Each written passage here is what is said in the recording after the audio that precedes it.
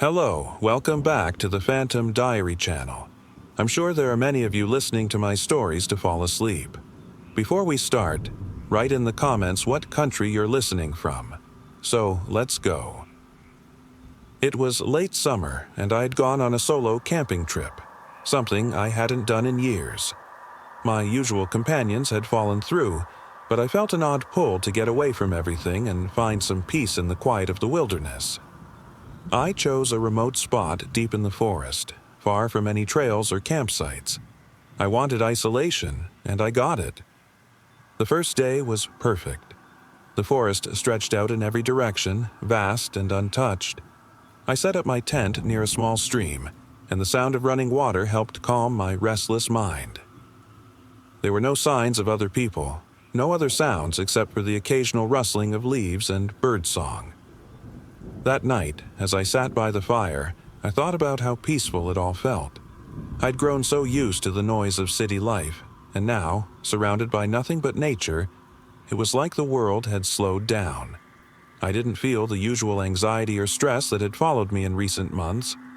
But as I lay in my tent, drifting off to sleep, I was suddenly jolted awake. Something had rustled outside. I sat up, listening intently. The forest was still, save for the sound of my own heartbeat. I couldn't shake the feeling that someone, or something, was near. The night passed in silence after that. I convinced myself it was just my nerves. The forest can play tricks on you, and my overactive imagination was likely running wild. By morning, I was ready to forget the incident. But as I broke camp, I noticed something strange. Around my tent, the ground was uneven, disturbed. It looked like something heavy had walked through during the night, leaving deep, uneven prints.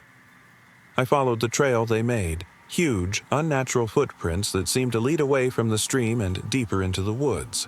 I told myself it was probably an animal. Bears roamed these parts, sure, but the tracks were larger than anything I'd ever seen before. They were too large, the stride too long. I tried to brush it off as fatigue playing tricks on me. That afternoon, as I ventured further into the forest, something shifted. The usual sounds of the woods, birds chirping, leaves rustling, became distant, faint. The silence returned, but this time, it was more oppressive. It felt as though the forest was holding its breath. I stopped walking and listened. There was nothing. No breeze, no distant rustling. Just silence. A sudden chill ran down my spine as I realized how alone I was. At first, I thought of turning back, but something kept pulling me forward. Curiosity, maybe, or the strange feeling that I wasn't truly alone. Against my better judgment, I pressed on, deeper into the woods, following the trail of those strange footprints. I don't know how long I walked, lost in thought and the eerie stillness of the forest. Suddenly, I stumbled upon a clearing, one that had no right to be there. It wasn't a natural formation, but rather it felt carved out. The trees surrounding it stood unnaturally still, their branches twisting toward the ground as if weighed down by unseen forces. In the center of the clearing stood something I can't fully explain. It was humanoid, though not human. Its form was obscured, shadowy, and indistinct, like it was made of fog. I could barely make out its shape, but its presence felt palpable, almost suffocating. I froze, my breath catching in my throat. My heart pounded in my ears as I stared at it, unsure if I was still dreaming or if this was something real. The creature, if that's what it was, turned its head slowly in my direction. I couldn't see its face, but I felt its gaze on me. Cold, empty, and infinite. Something in its presence made my skin crawl. I wanted to run, but I couldn't move. It felt like I was frozen, trapped in its gaze. Then, as suddenly as it appeared, the figure vanished. The clearing was empty once more, as though it had never been there at all. I turned and stumbled back, not sure how far I had come. My mind was racing, the sound of my own footsteps echoing through the silent forest. Every step felt heavier, like I was being followed, though I didn't dare look back. By the time I reached my tent, I didn't stop. I packed everything in a daze and left, not looking back at the deep woods that had become so foreign. I don't know what I saw that day. I've tried to convince myself it was just some trick of the mind, that the isolation and silence had gotten to me. But the footprints, they were real. The figure in the clearing, whatever it was real. I've never gone back to the woods since. The day had started off ordinary, just another lazy afternoon. I decided to explore the old abandoned farmhouse on the outskirts of town, a place everyone whispered about but no one dared to enter. The house had always been shrouded in mystery, sitting at the edge of the forest like a relic from another time. The locals said strange things happened there, whispers in the night, disappearing pets, shadows in the corners of windows. I parked my car on the gravel path and made my way toward the house.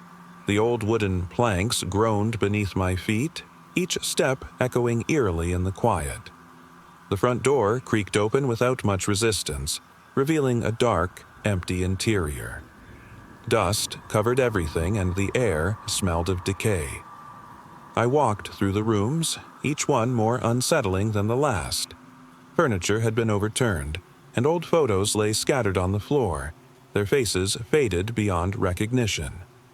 The silence was oppressive, broken only by the occasional creak of the wooden floor beneath my weight.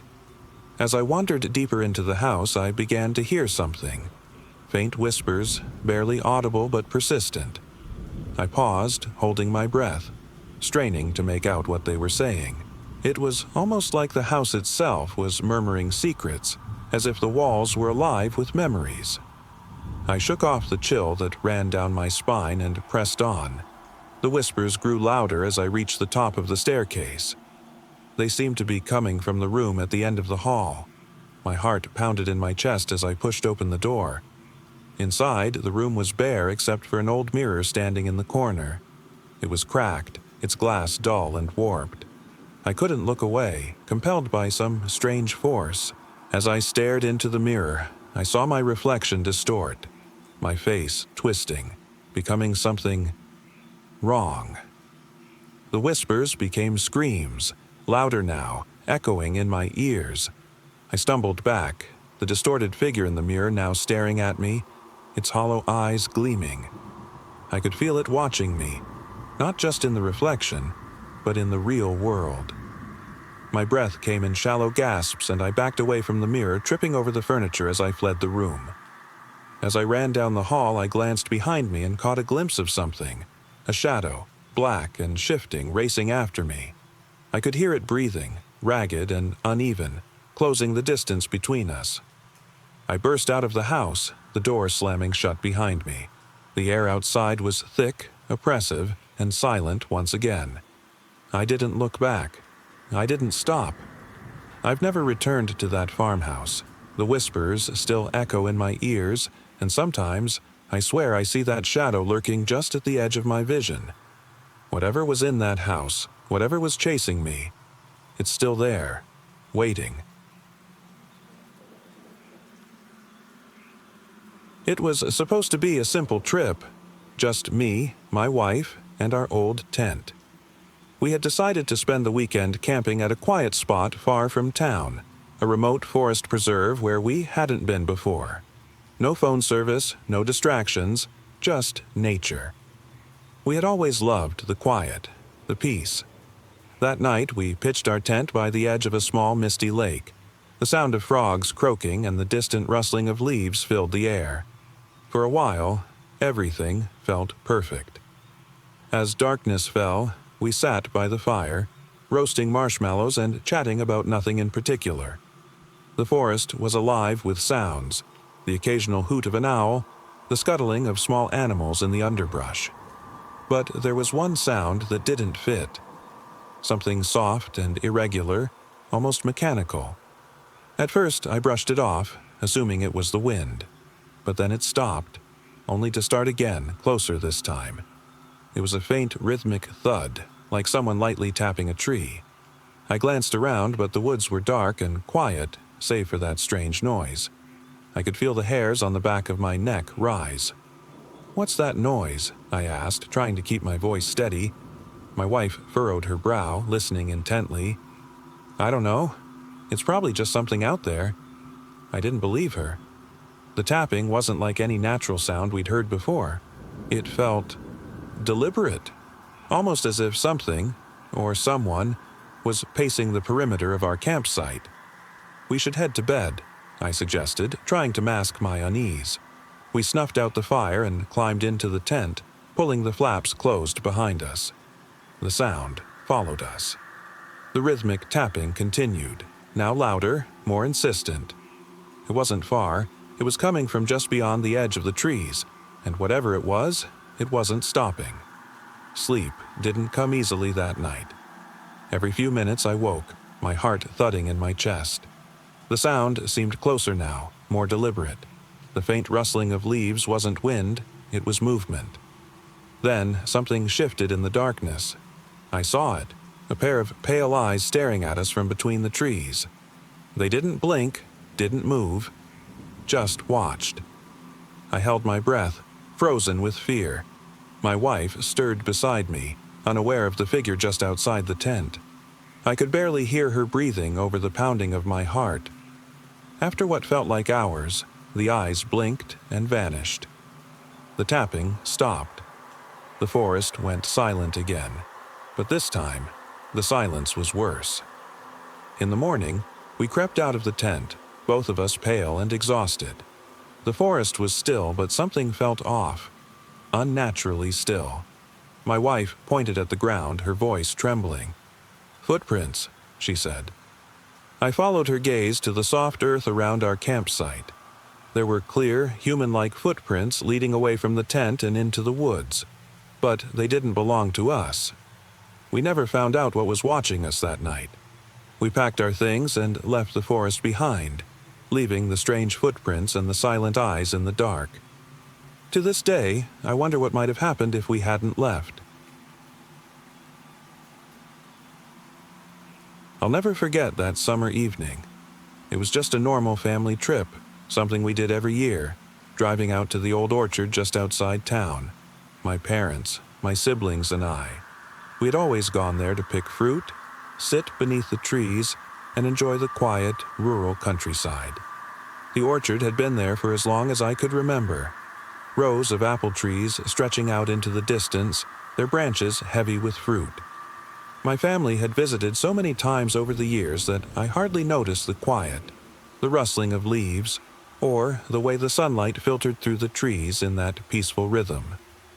That night felt different from the start. The sky was painted in soft shades of orange and pink, but it wasn't just the beauty of the setting sun that was off. It was the stillness. Even the air felt thick, like something was holding its breath. We parked the car under the massive oak near the entrance, the old wooden sign creaking as the wind blew through it. My parents were excited, chatting about how many baskets we would fill while my younger brother and sister ran ahead toward the trees. I lagged behind, lost in my own thoughts. It wasn't long before I noticed how eerily quiet the orchard was. No birds, no rustling leaves. It felt like the world had been muted, as if the usual sounds of nature had been snuffed out. I glanced around, but there was no breeze, no rustling, no movement of any kind.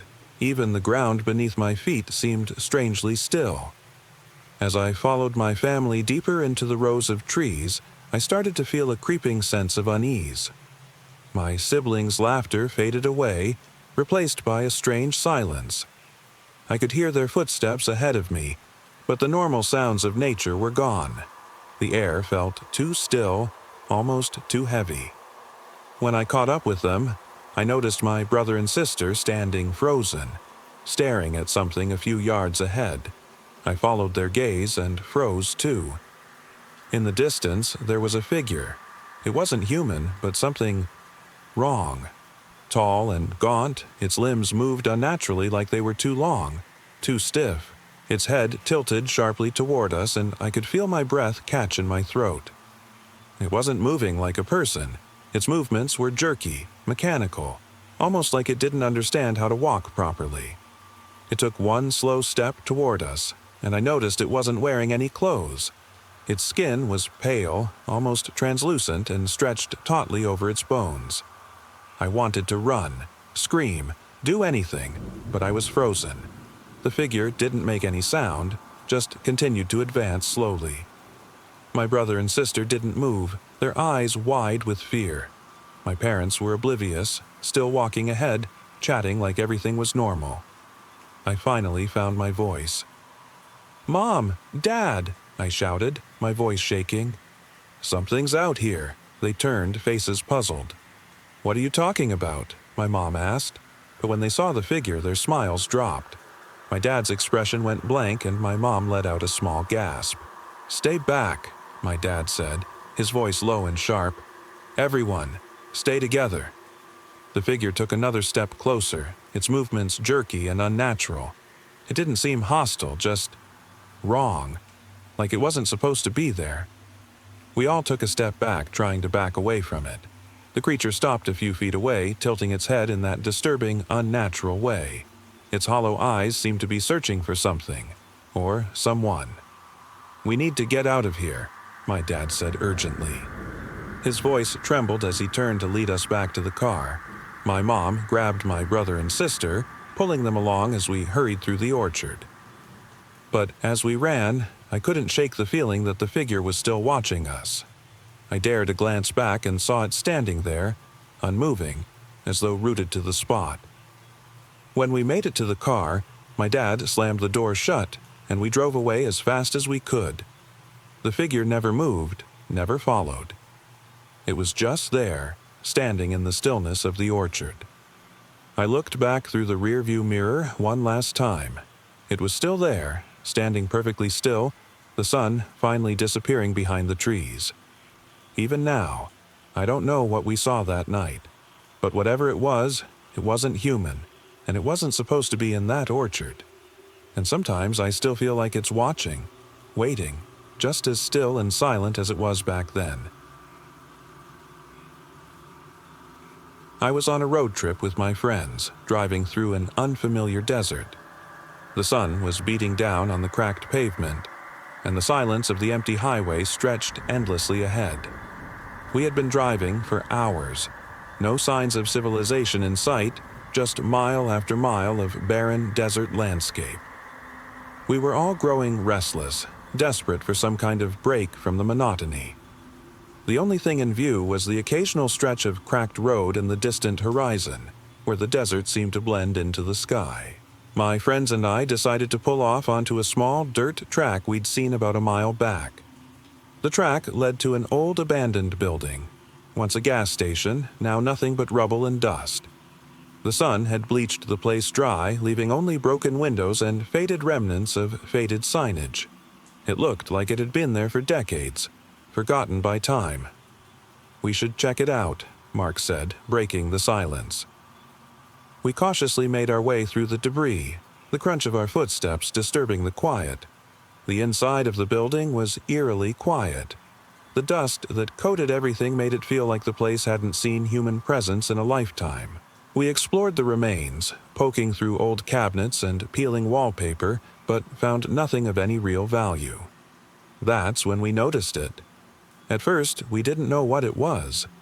A faint metallic hum, like something electrical, coming from somewhere deeper inside the building. It wasn't loud, but it wasn't subtle either. We followed the sound down what was left of the hallway, the old wooden floor creaking beneath us. At the end of the hall, we found a door that was slightly ajar. Pushing it open, we saw a narrow staircase leading down into a dark basement. The hum grew louder as we descended, the air growing colder with each step.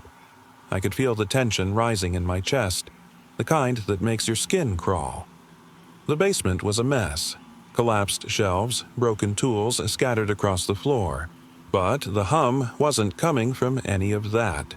It was coming from an old metal door at the far end of the room. The door was covered in rust with no visible handle. Mark walked toward it, his flashlight shaking slightly as he pointed it at the door. "What is this thing?" he muttered. I didn't know. None of us did. The hum grew almost unbearable as we got closer. My heart was pounding in my chest as I realized there was something on the other side. I reached out, placing my hand on the door. The noise stopped abruptly. The silence that followed felt suffocating.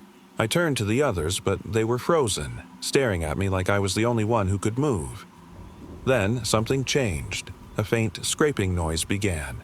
It came from behind the door, slow and deliberate, as if something on the other side was dragging itself closer. I couldn't look away. I didn't want to. "Guys," I whispered, my voice trembling. Mark's eyes were wide, his flashlight now trembling more violently. "Open the door," he managed to choke out. I hesitated. I didn't want to, but the scraping was getting louder, the sound of something, or someone, dragging itself across the floor behind the metal door. Without realizing what I was doing, I turned the knob. The door swung open. There was nothing, at least not anything we could see. The room beyond was empty, just more dust, darkness, and a strange, inexplicable silence. But as I stepped forward, I felt something cold, like fingers brushing against my back. It wasn't just a sensation. It was as if something was there, something that didn't belong. My friends weren't behind me anymore. I turned to call out to them, but they were gone. The basement was empty and the metal door was still open behind me. I couldn't explain what happened. I never could. I looked for them after that, searched the entire area, but there was no trace. No sign of my friends, no footprints, nothing. To this day, I wonder what we found in that desert. Whatever it was, I hope I never see it again.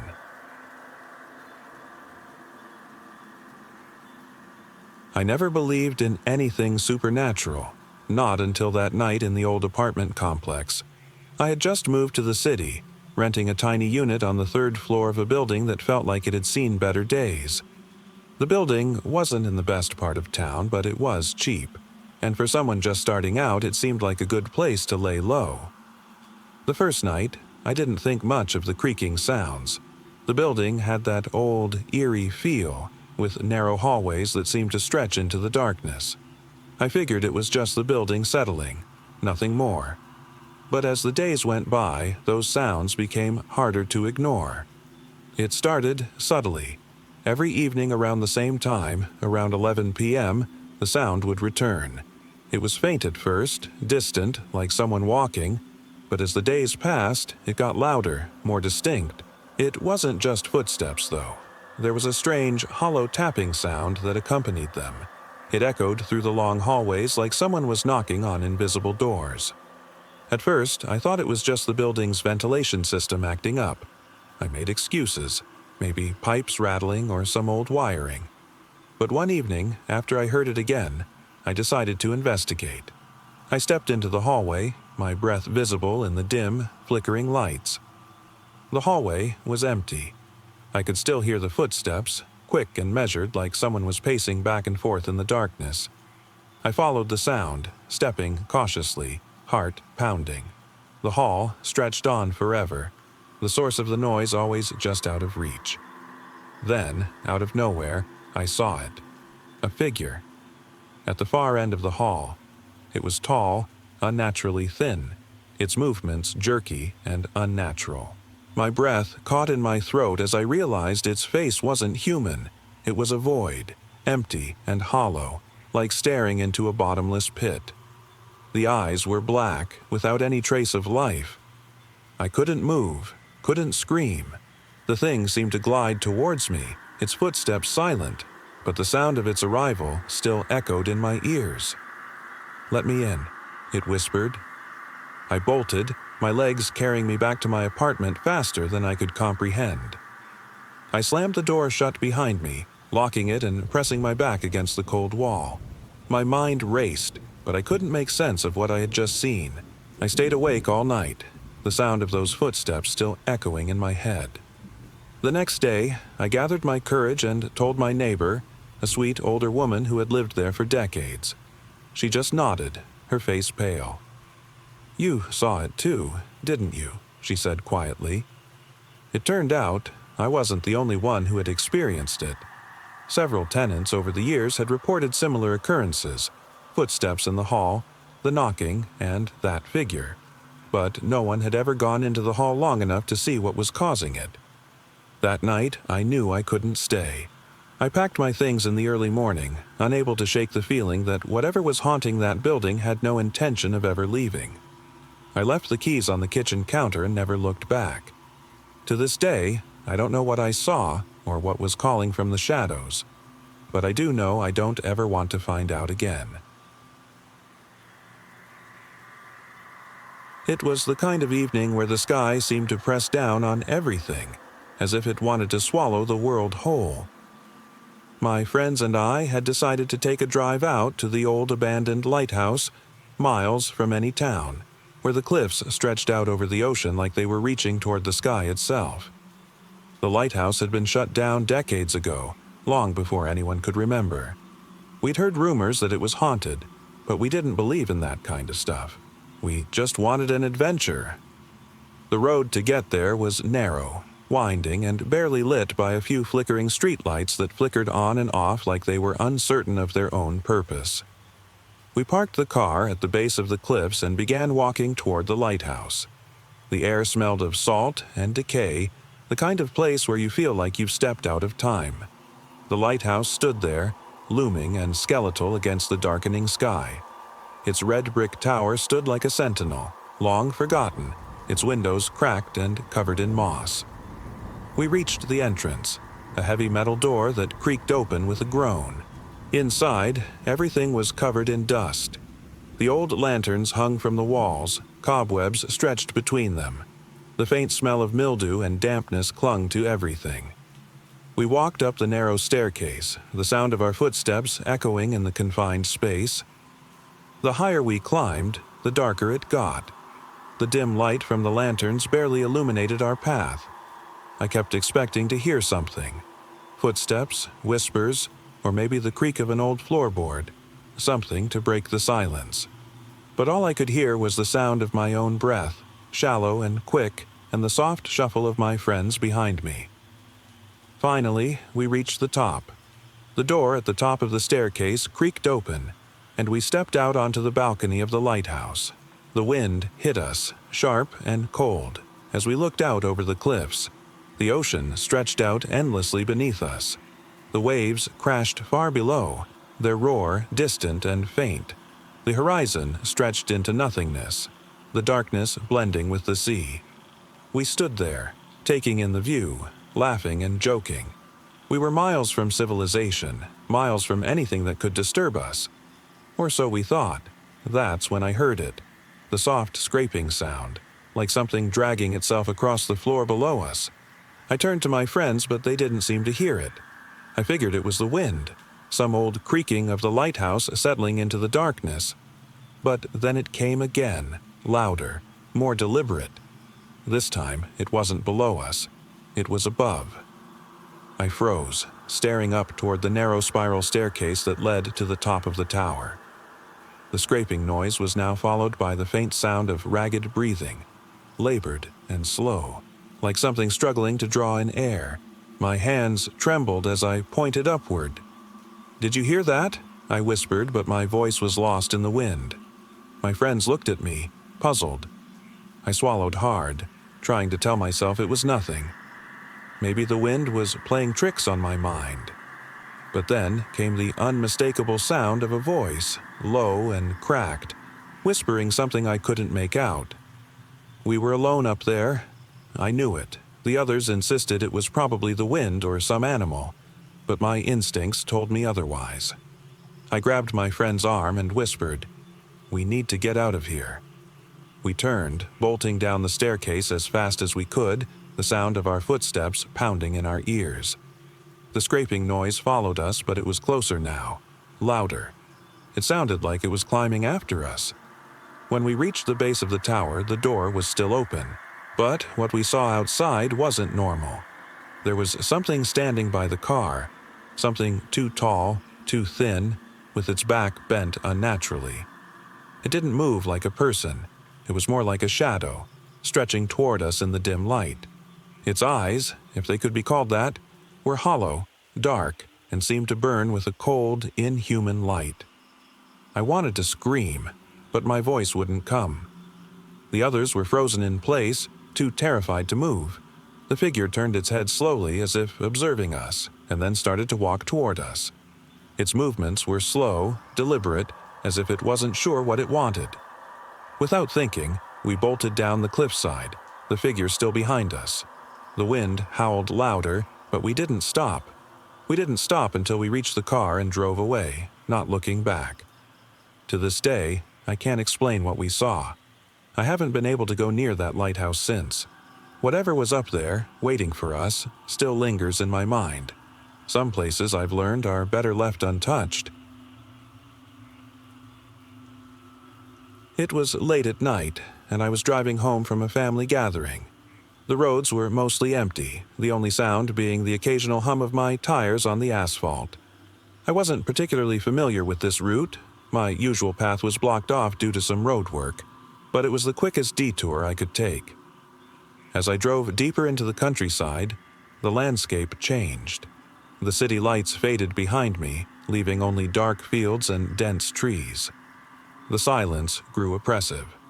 I had this strange feeling that I wasn't supposed to be there, but I brushed it off, convincing myself I was imagining things.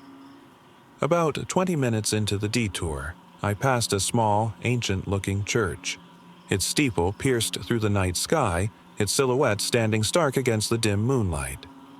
The church looked abandoned, with vines creeping up its sides, and the windows were shattered, filled with dirt and cobwebs. I shivered despite the warm breeze. As I drove by, my headlights briefly illuminated the graveyard surrounding the church. Tombstones leaned at odd angles, some half buried in the earth. The whole scene felt eerily still, like it wasn't part of this world. I tried to shake the unease that settled in my stomach and pressed on, telling myself it was just an old church. It was the next turn that unnerved me. The road curved sharply into a dense forest. The trees loomed high, their branches interlocking like dark claws above me. The air grew colder, and I could barely see more than a few feet ahead. My headlights barely cut through the fog that had begun to roll in. I slowed down, gripping the steering wheel tighter. The feeling that I was being watched grew stronger. I kept telling myself I was overthinking things, but my pulse quickened with each passing second. Then I heard it, faint but unmistakable. A low, hollow whispering. It was so quiet I almost thought I'd imagined it, but it repeated, clear as day. Follow. I froze. The whisper wasn't coming from inside the car. It seemed to be carried on the wind, drifting from the trees around me. My fingers went numb as I clutched the steering wheel tighter. I scanned the forest, searching for the source, but the trees were motionless, their shadows stretching endlessly. Follow. This time, it was closer. My breath caught in my throat. I wanted to drive away, but my foot wouldn't move. I didn't know if it was fear or something else keeping me there.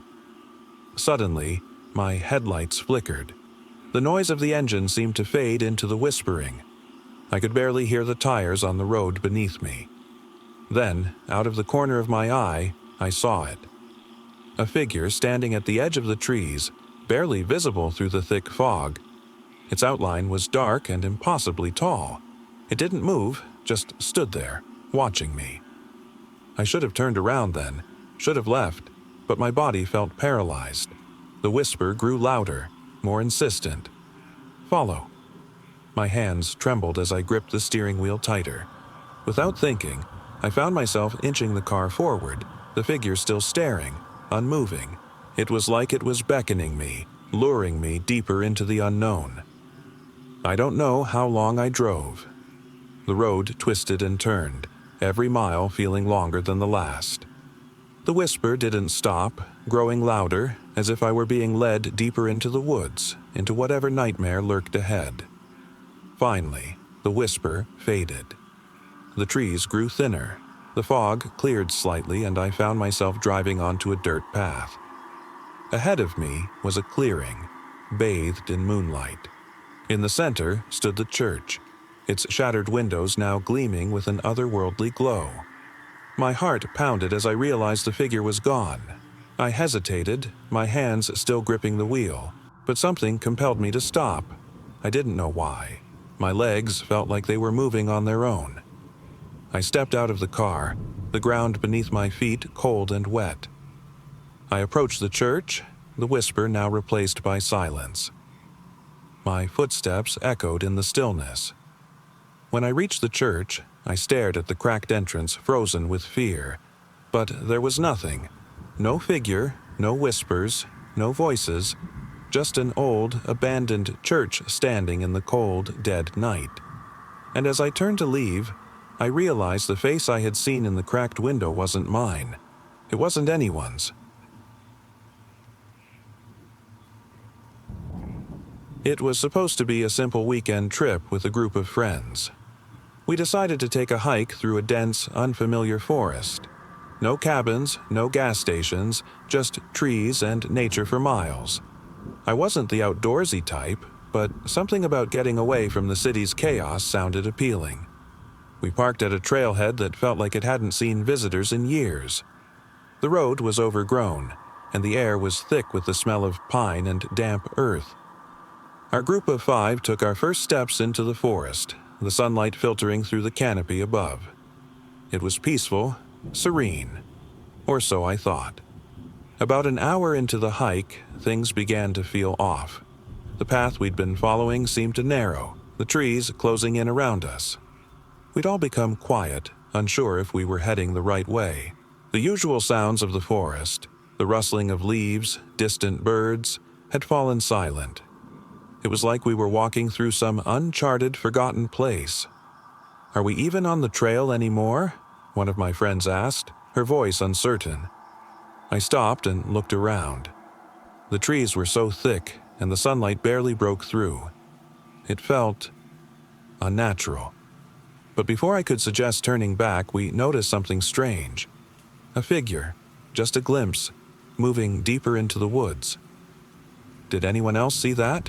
someone whispered, their voice barely audible. We all exchanged uneasy glances. The figure had been too tall, too dark. None of us could make out its features, but we could feel its presence. It didn't belong in these woods. "We should follow it," someone said, their voice shaking. Reluctantly, we pressed on. The deeper we went, the more unsettling it became. The forest seemed to shift, twisting into something darker. The trees grew taller, the air growing colder. Every step felt heavier, as if the very ground beneath us was resisting our presence. Hours passed, or so it felt. The light grew dim, the woods silent except for the crunch of our footsteps. The figure was always just out of sight, moving further away. We wanted to call out, to demand answers, but our voices felt frozen in our throats. Suddenly, one of my friends stopped walking, their face pale. Where did everyone go?" they whispered. I spun around. The others had vanished. No trace, no sound. Just me and the forest.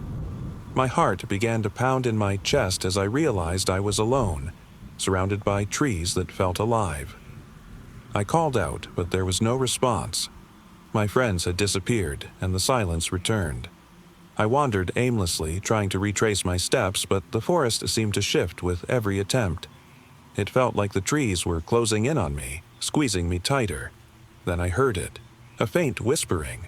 Voices, but not human. They sounded hollow, like they were echoing from the very woods themselves. I couldn't make out the words, but the tone was haunting, sorrowful. I tried to run, but my legs gave out, the ground beneath me uneven and slippery. As I struggled to my feet, I saw the figure again. This time it was closer, taller, more menacing. Its eyes glowed faintly, reflecting the dim light, watching me with a dead, hollow stare. It didn't move, didn't speak. It just stood there, waiting. I felt something brush against my arm, a cold, bony touch that sent shivers down my spine.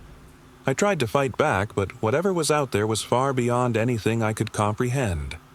Then, just as suddenly as it appeared, the figure vanished. For what felt like hours, I wandered through the woods, not knowing if I was even going in the right direction. I couldn't hear any of my friends. but I knew they couldn't have gone far.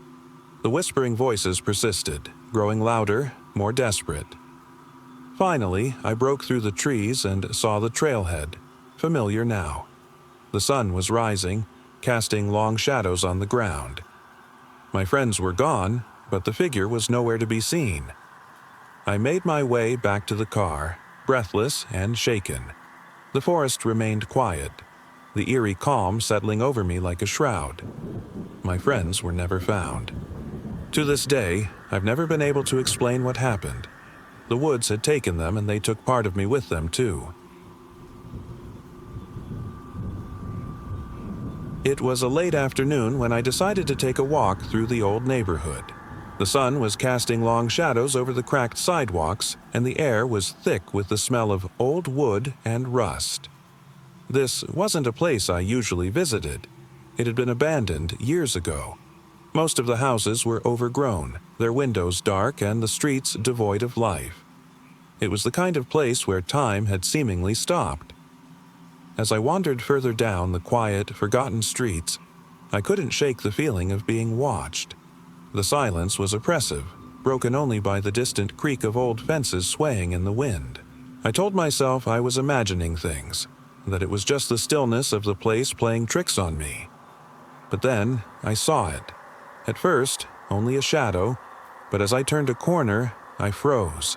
A figure was standing at the end of the street, barely visible against the fading light.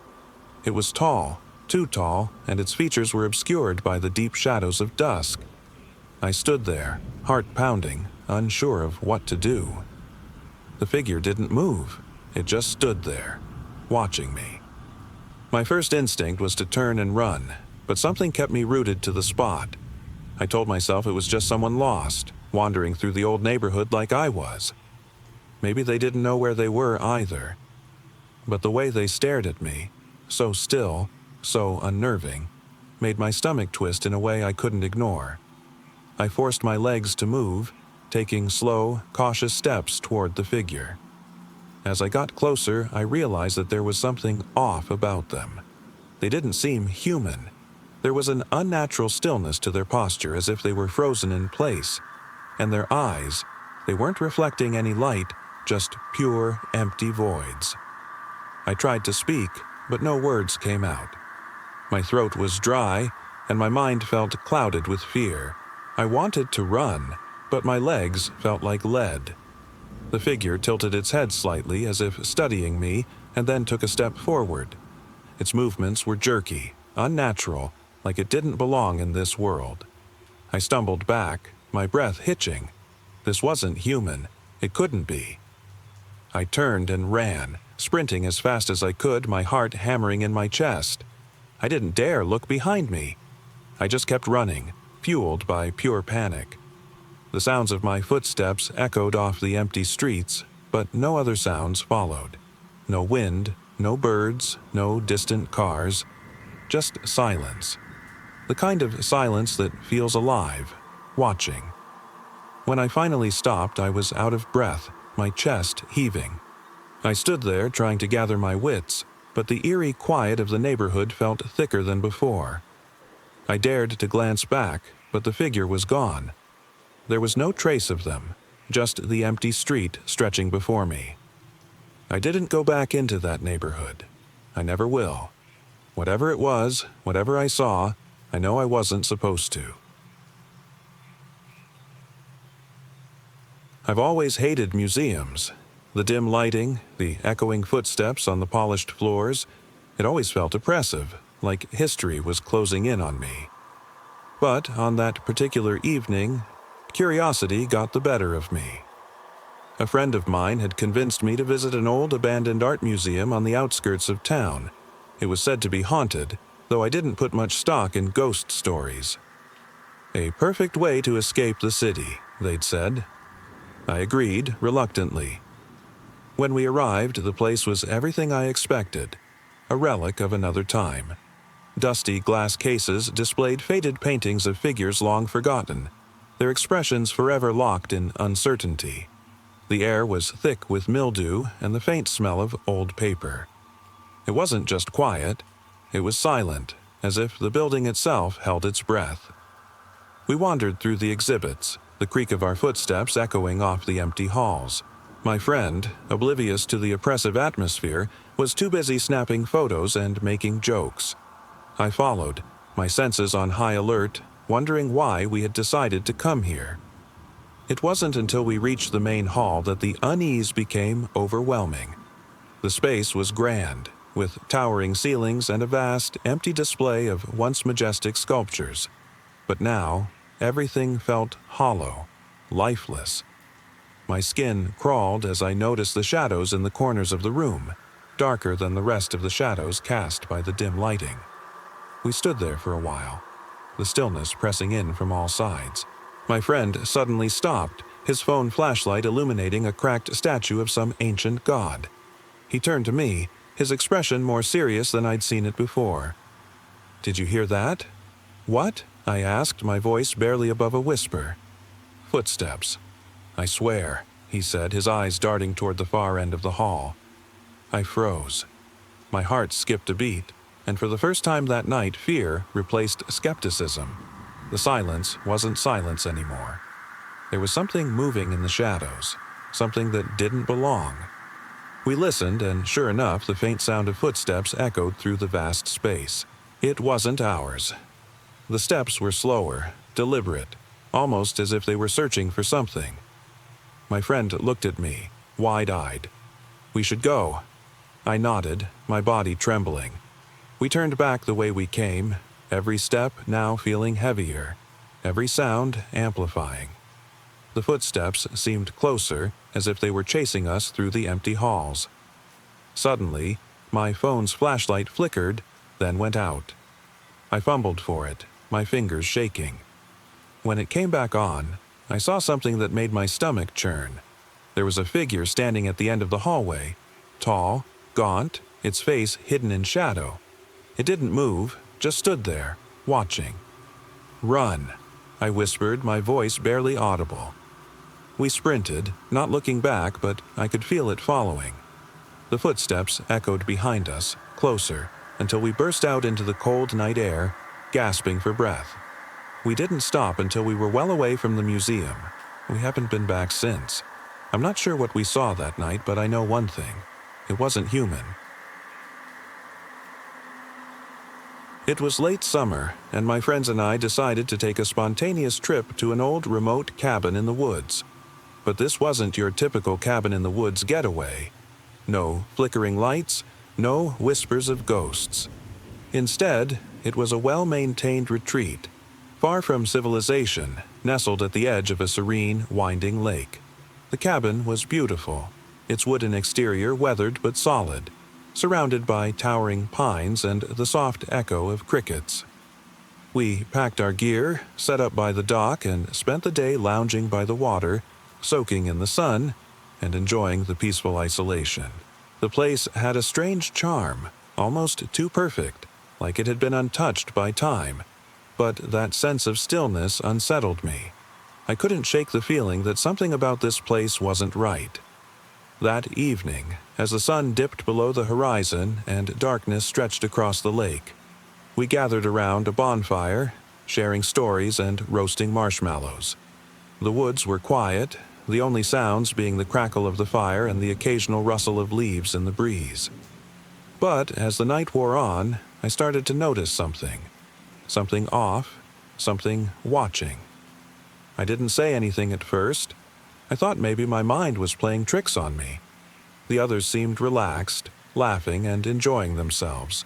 But I couldn't shake the feeling that there was someone, or something, lurking just beyond the trees. It started small, barely noticeable at first. Shadows flitting between the trees, just out of sight. The sound of footsteps crunching leaves, but no one else seemed to hear them. My pulse quickened and I kept turning, expecting to catch a glimpse of someone, but there was nothing. Or so I thought. As I watched the trees, I noticed the darkness seemed to deepen, more oppressive, as if the woods themselves were holding their breath. Then came the whispering. Soft at first, like the wind, but growing louder, more insistent. It wasn't human speech, but something deeper, more guttural. Come closer. I froze. The voice wasn't coming from the woods. It was closer, much closer. I could feel it in my bones, vibrating through the air like it was right behind me. My stomach turned. I turned around slowly, and that's when I saw them. A figure stood at the edge of the firelight, barely visible. It wasn't human, not entirely. Its form was distorted, like it was bending in ways it shouldn't. Too tall, too thin. Its face was a hollow void. No features, no eyes, just darkness. The whispers came again, louder this time. Come.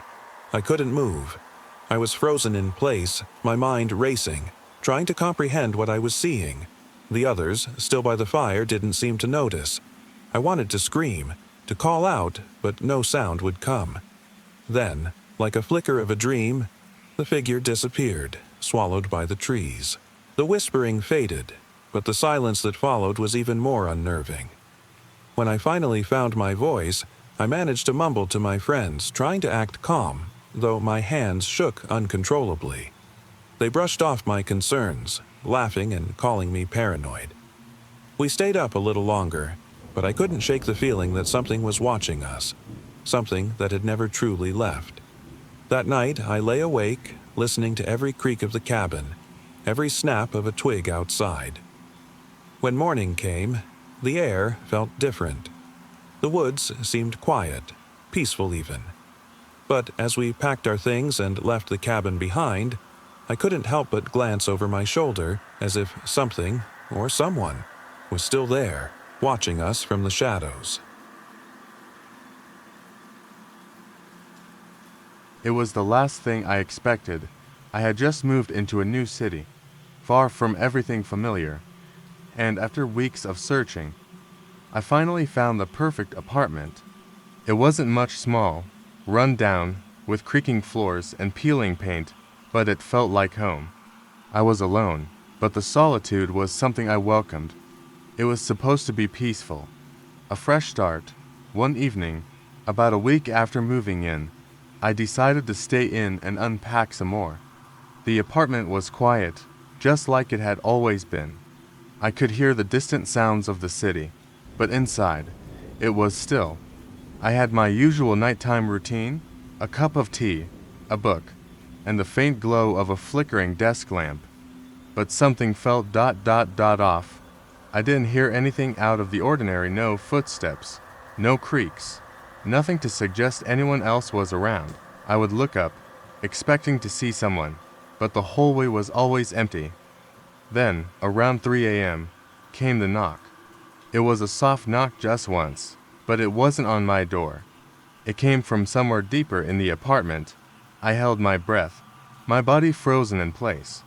The sound didn't repeat, didn't escalate. It was as if something had been there, just for that moment, before vanishing into the void in the morning. I didn't know what to believe. I still found the crumpled photo in my pocket, as though I'd forgotten it was there. My fingers trembled as I stared at the family, whose eyes seemed to follow me. I never saw anyone else in the apartment, but sometimes, in the corner of my eye, I catch a glimpse of movement. A shadow, darting just beyond the doorframe, too quick to tell if it's real. To this day, I have no idea who those people were or if they were ever truly gone. The other doors on the floor, all of them were closed tightly, like they hadn't been opened in ages. No lights, no sounds, just silent, empty apartments. It was eerie, but I convinced myself that this was just an old building, abandoned for too long. I walked from one end of the hall to the other, trying each door handle. Most were locked, but there was one door that wasn't. It creaked open slowly, revealing a dark, empty apartment. The windows were dusty, the furniture covered in thick white sheets. The air inside was stale, and the silence was suffocating. The place didn't feel abandoned. There was something unnatural about it. I was about to close the door when I noticed something on the floor. A photo, yellowed with age, crumpled and worn. I bent down to pick it up, my fingers trembling. It showed a family, mother, father, 2 kids. A happy family, smiling in front of a house, but this wasn't my photo. I had never seen these people before. A chill ran down my spine as I stared at the picture. The faces seemed to shift slightly, as though they were watching me. I shoved the photo into my pocket, feeling sick. There was no way someone should have left something like that behind. Later, that night, I stayed awake, unable to shake the feeling that someone or something was watching me. Every noise from the building set me on edge. I kept hearing faint whispering from the hallway. Soft, indistinct murmurs that seemed to come from nowhere.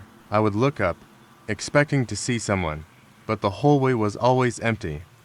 Then, around 3 a.m., came the knock. It was a soft knock just once, but it wasn't on my door. It came from somewhere deeper in the apartment. I held my breath, my body frozen in place. The sound didn't repeat, didn't escalate. It was as if something had been there, just for that moment, before vanishing into the void. In the morning, I didn't know what to believe. I still found the crumpled photo in my pocket, as though I'd forgotten it was there. My fingers trembled as I stared at the family, whose eyes seemed to follow me. I never saw anyone else in the apartment, but sometimes, in the corner of my eye, I catch a glimpse of movement. A shadow, darting just beyond the doorframe, too quick to tell if it's real. To this day, I have no idea who those people were or if they were ever truly gone. It was supposed to be a simple day trip. My friends and I had decided to spend the afternoon exploring the cliffs overlooking the lake, a spot known for its breathtaking views and an old, rusted watchtower that people claimed had been abandoned for decades. None of us were prepared for what we'd find that day. The sun was warm, casting long golden light across the grass and trees. We parked at the edge of the hiking path and made our way toward the cliffs. The path was narrow and winding, with patches of moss that clung to the rocks like velvet. I shivered, and before I could say anything, Gabe let out a loud gasp. I turned to see him staring out into the distance, eyes wide with terror. "Do you see that?" he whispered, pointing at the water. My gaze followed, and I saw it, a figure, standing in the middle of the lake. It was too far to make out details, but it looked human, its arms outstretched as if reaching for something. A thin mist was rising around it, curling in slow, ghostly waves. "What the hell?" I muttered. One of my friends, Mia, stepped beside me, peering over the edge of the tower. "It's probably just a log or something," she said, but her voice was strained. Her eyes locked on the figure that wasn't moving. A moment later, the figure turned its head, and we all recoiled as if struck. It was weather-beaten, its once-proud frame now leaning precariously. The wood was splintered and gray, with vines curling around the base as if trying to hold it together. I hesitated at the base, a sudden chill running down my spine. The air felt heavier here, almost as if it were pressing in on me. "Are you coming or not?" Gabe called, already climbing up the rickety stairs. I followed him, my hands brushing against the rough wood as I took each step. The tower creaked under our weight, the sound echoing like a warning. When we reached the top, I took a deep breath and looked out over the cliff again, but this time, the beauty of the view was overshadowed by a strange feeling. The lake seemed darker, the surface like black glass now, mirroring the sky. Suddenly, the wind picked up, whistling through the cracks of the tower. I shivered, and before I could say anything, Gabe let out a loud gasp. I turned to see him staring out into the distance, eyes wide with terror. "Do you see that?" he whispered, pointing at the water. My gaze followed, and I saw it, a figure, standing in the middle of the lake. It was too far to make out details, but it looked human, its arms outstretched as if reaching for something.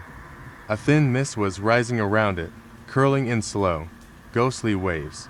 "What the hell?" I muttered. One of my friends, Mia, stepped beside me, peering over the edge of the tower. "It's probably just a log or something," she said, but her voice was strained. Her eyes locked on the figure that wasn't moving. A moment later, the figure turned its head, and we all recoiled as if struck. Its face was blank, pale as marble, with eyes that seemed to glow faintly in the dim light. Then it moved, slowly, gliding across the surface of the water as if it were floating on air. "Run," Gabe said, his voice breaking. We bolted, scrambling down the stairs as fast as we could. The creaking and groaning of the wood seemed to echo the thumping of our hearts, louder with every step we took.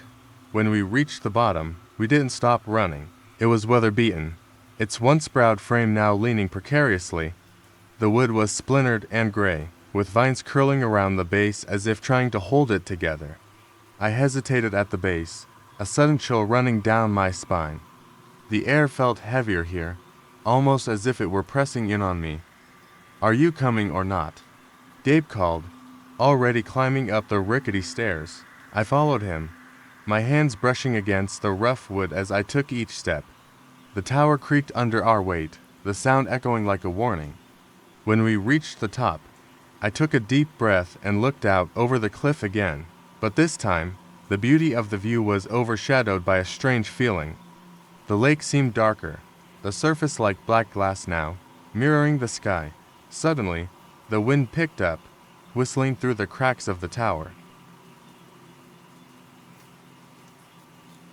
The old amusement park had been abandoned for years, but I still remembered the stories. Tales of children who had gone missing, strange laughter echoing through the empty rides, and the ghost of the clown who would appear when the wind was just right. It was mostly local legend, but when my friends suggested we visit at midnight, I couldn't resist. There were 5 of us, me, Liam, Sophie, Rosa, and Mark. We parked by the rusted entrance, the iron gates hanging crooked and covered in ivy. The moon cast a pale glow over the place, illuminating the cracked pavement and twisted, metal rides that had once delighted hundreds of people. Now, they loomed like broken skeletons. "Are you sure this is safe?" Rosa asked, clutching her jacket around her. "It's just an old park," Mark said, his voice wavering with nervous excitement. What could happen? We wandered through the main entrance, the gravel crunching underfoot. The air was dense with the scent of old popcorn and the faint metallic tang of rust. My flashlight cut through the dark, landing on the broken Ferris wheel towering above us, its seat swaying in the wind. A low creak echoed as if it were groaning in its sleep. We decided to start with the haunted house. It was a small, decrepit building with peeling paint and shutters that flapped in the breeze. I pushed open the splintered door, and it let out a low, mournful moan. Inside, the darkness was suffocating, the air damp and cold. My flashlight barely cut through it, casting jagged beams across cracked mirrors and plastic skeletons. As we crept deeper into the maze of twisted halls, I noticed the whispers. They were soft at first, like the wind blowing through the building. Then they grew louder, more distinct, until it sounded like children giggling just around the corner. "Did you hear that?" Liam asked, voice tight with fear. "Probably just the wind," I replied, though my own voice sounded uncertain. But when we rounded the corner, we saw a clown in the corner of the room, sitting on a broken stool. It was more than just a mannequin, it was moving. The painted smile was chipped and cracked, revealing teeth that looked unnaturally sharp.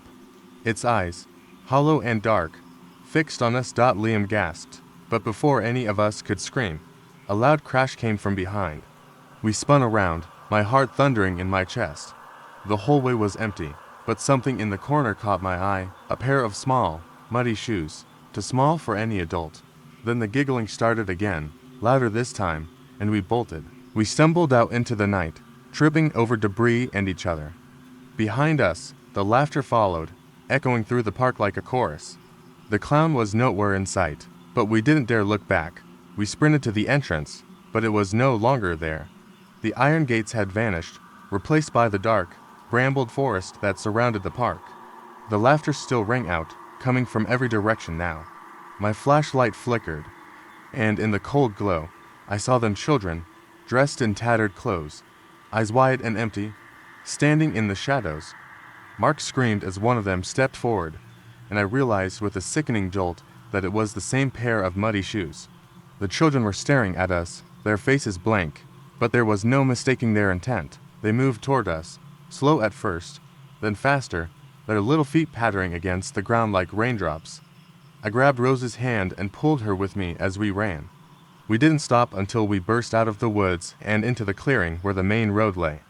Behind us, the laughter still called, fading slowly as we put distance between ourselves and the park. When we turned back, the amusement park was gone. The moonlight shone on an empty field. That was the last time I ever saw it. But sometimes, late at night, I hear the faint laughter echoing in the distance and know they're still waiting. Eyes watching, feet pattering closer with every passing second. The sun had just dipped below the horizon, painting the sky in shades of deep orange and violet as we made our way down the narrow path that led to the old lighthouse. It had been a spontaneous decision, one that seemed adventurous at the time. 3 friends, a quiet evening, and the promise of a breathtaking view. But that promise quickly faded as we approached the towering, weather-beaten structure. The lighthouse had been out of service for years, and rumors swirled that it was haunted. I dismissed them all. Ghosts were for people who wanted to believe in something more. But now, as the wind carried the scent of the sea and the grass around the path swayed, I wasn't so sure. The closer we got, the colder it felt, even though summer had just begun. "Are you sure about this?" Hannah asked, her voice wavering. She was always the cautious one in the group. "Relax, Hannah," Paul said, shoving his hands in his pockets. "We're just going to check it out." The door creaked as we pushed it open, revealing a set of steep, narrow stairs spiraling upward. Each step was worn smooth, and the walls smelled of salt and age. We took turns going up, the air growing colder with each step, the only sound our footsteps and the occasional gust of wind slipping through the cracks in the old building. I was the last to climb to the top, catching my breath and feeling the hair on the back of my neck prickle. The moon had fully risen now, bathing the world in silver light, and the view from the top was breathtaking. The sea stretched out in every direction, its waves glistening under the moon's pale glow. "This is incredible," Hannah whispered, eyes wide as she gazed out. "Look at that," Paul pointed, his voice barely audible over the wind. I followed his gaze and noticed something strange, a shadow moving just below the waterline, far out where the waves crashed against the rocks. I squinted, trying to make sense of it. It looked almost human, but distorted, jerking and twisting in the water like it was in pain. "Guys, you see that, right?" I said, my voice shaking. But neither Hannah nor Paul answered. I glanced back and froze. They were staring at me, eyes wide and unblinking, but their expressions were twisted, almost as if they were in pain. "Paul, Hannah, what's wrong?" I asked, taking a step forward. Their mouths opened, but it wasn't their voices that came out. It was a low, gurgling sound, a mix of laughter and something that sounded like 100 voices speaking at once. I stumbled backward, feeling a sudden cold grip my chest. The air around me seemed to twist and warp, the familiar sea scent now sharp and metallic. Before I could react, the shadow below surged upward, a dark, formless mass with eyes that were a perfect, unnatural shade of black and filled with something that made me freeze in terror. The wind screamed louder, almost drowning out the sound of my own heartbeat. Paul and Hannah's faces contorted, their eyes still locked on me, but now I saw what was happening. Their bodies twitched and shuddered, limbs moving like marionettes controlled by an unseen hand. Then I understood. Whatever was in the water was trying to pull them in, trying to make them part of itself. "Help us," Paul mouthed, and for a moment, I thought I saw my best friend in there, struggling, trying to break free. But the shadow was too strong. I turned and ran down the stairs, 2 steps at a time. The air grew colder, and the walls seemed to close in. The wind followed me, whispering unintelligible words that made my skin crawl. I made it out of the lighthouse and stumbled into the grass, gasping for air as I looked back. The silhouette of Paul and Hannah was still at the top, staring out at me with eyes as black as the sea. I kept running, all the way to the road, where headlights shone in the distance. I flagged down a car, my voice hoarse as I told the driver to take me away from here. I didn't look back until the lighthouse was a small dot in the rearview mirror, but when I did, I swear I saw those same black eyes staring at me from the top of the tower. Watching, waiting, they were still there, and I knew I had to go back, because whatever had taken them had already set its eyes on me. It was an ordinary evening when I decided to visit the old amusement park on the outskirts of town. I'd heard rumors that it had been closed for years, that strange things happened there, but I was bored and curious. The park looked harmless enough from the outside, a relic of happier days with its rusting rides and cracked pavement. I walked through the entrance gate, which hung at a crooked angle and creaked as I pushed it open. As soon as I stepped inside, the silence swallowed me. No chirping crickets, no sound of the breeze, just a dead, suffocating quiet that settled like a weight on my chest. I glanced around nervously, half expecting someone to step out from behind one of the weathered booths or from the broken-down carousel. But nothing moved. I wandered down the main path, passing by the Ferris wheel, which loomed above like an iron giant. The paint on the seats had peeled away, leaving them a mottled gray, and they swayed slightly, as if moved by an invisible hand. I shivered, but kept walking. The first odd thing happened when I approached the bumper car arena. A dull, metallic thud resonated behind me, and I spun around to find nothing but shadows. I told myself it was the wind, that I was being paranoid, but the sound had been too distinct to ignore. A sense of dread started to creep in, but I pressed forward. I couldn't be afraid of an empty amusement park, could I? I reached the fun house and stood at the entrance for a moment, debating whether or not I should go in. The wind picked up again, sending a cold draft down the corridor of warped mirrors. The laughter of children echoed from inside, but it sounded wrong, off-key, like a warped recording. I should have turned back, but my feet were moving before I could stop them. Inside, the air was stifling, and the floors creaked beneath my weight. The fun house had been neglected for years, its walls covered in grime, the once colorful lights dim and flickering. I couldn't tell if it was my imagination, but I could have sworn I saw a shadow flit past in the corner of the room. A sudden crash behind me made me spin around, heart racing. I caught a glimpse of something small and fast darting out of sight. My pulse quickened as I ran, not caring about the twists and turns or the strange, laughing echoes that followed me. I needed to get out, to be away from whatever had just been in there. I stumbled out into the open, gasping for air. The cool night greeted me, but there was no relief. The silence that had swallowed the park was now punctuated by an unsettling giggle. I turned to see the carousel, the horses once bright with paint now dull and covered in moss. But one of them moved. Its head twisted to look at me, eyes wide and hollow, the once friendly smile replaced with something that looked like a snarl. I screamed, backing away as the laughter grew louder, joined by more, until it was a chorus of whispers and high-pitched giggles that surrounded me. My eyes locked onto the entrance I had come through.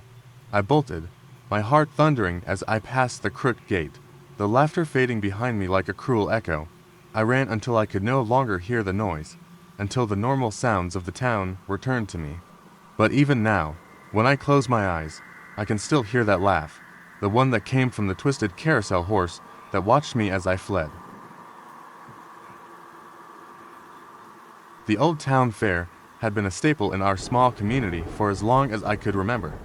Every year, the rides would be set up on the outskirts of town, the air filled with the scent of popcorn and fried dough, and the sound of laughter mingling with the creak of the Ferris wheel. This year, though, something felt different. It was late, nearly midnight, and the fair was winding down. Most people had left, leaving behind scattered trash and the echoes of carnival music that still played, though no one was there to hear it. My friends and I had come to see the fireworks that always capped off the event, but now they were done, and the sky was dark and quiet, as if holding its breath. I was just about to suggest heading home when I noticed a woman standing by the old, run-down haunted house attraction. Her silhouette was stark against the dim lights, and she seemed to be staring at the entrance as if expecting someone.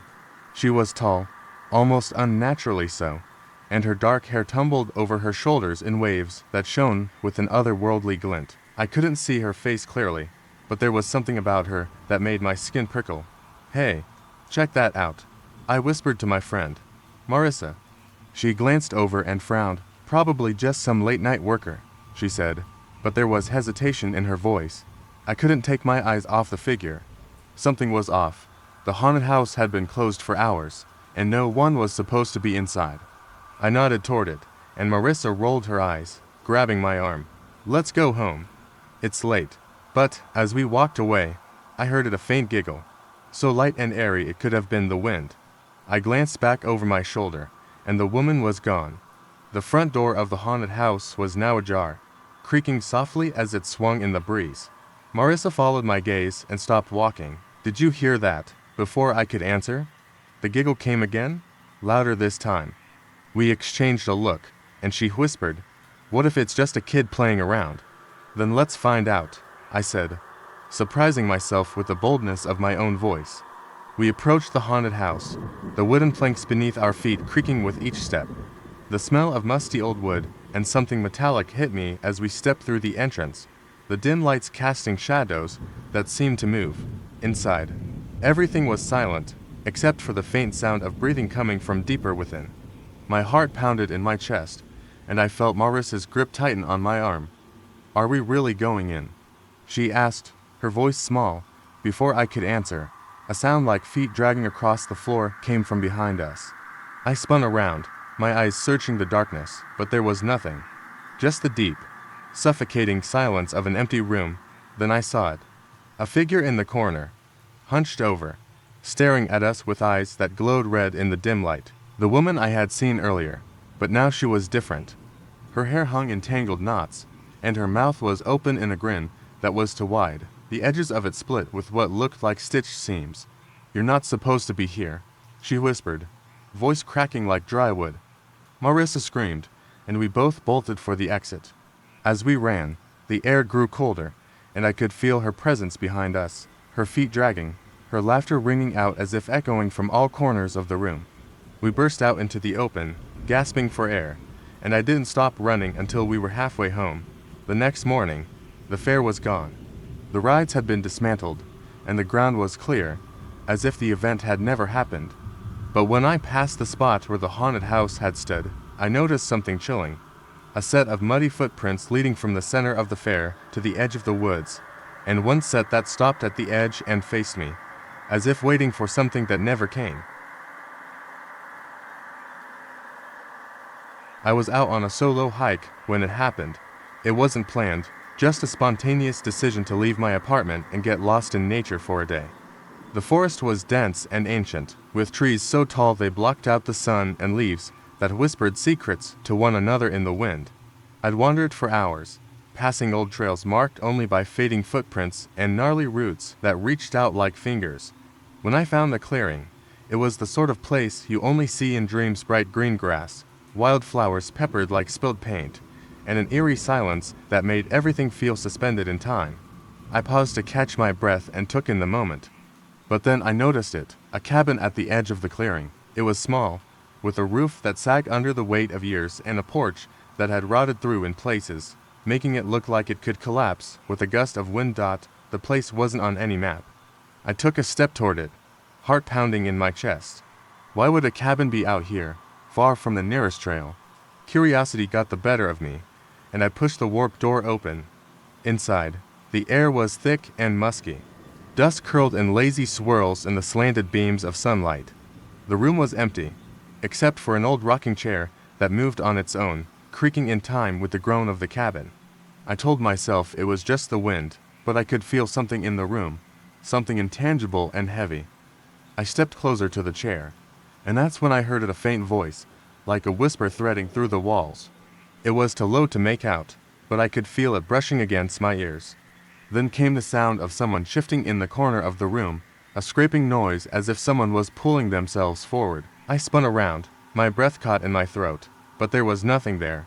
Just silence, deep and smothering. I was about to leave when I noticed a dusty journal sitting on a rickety table. I reached for it, the pages brittle under my fingers.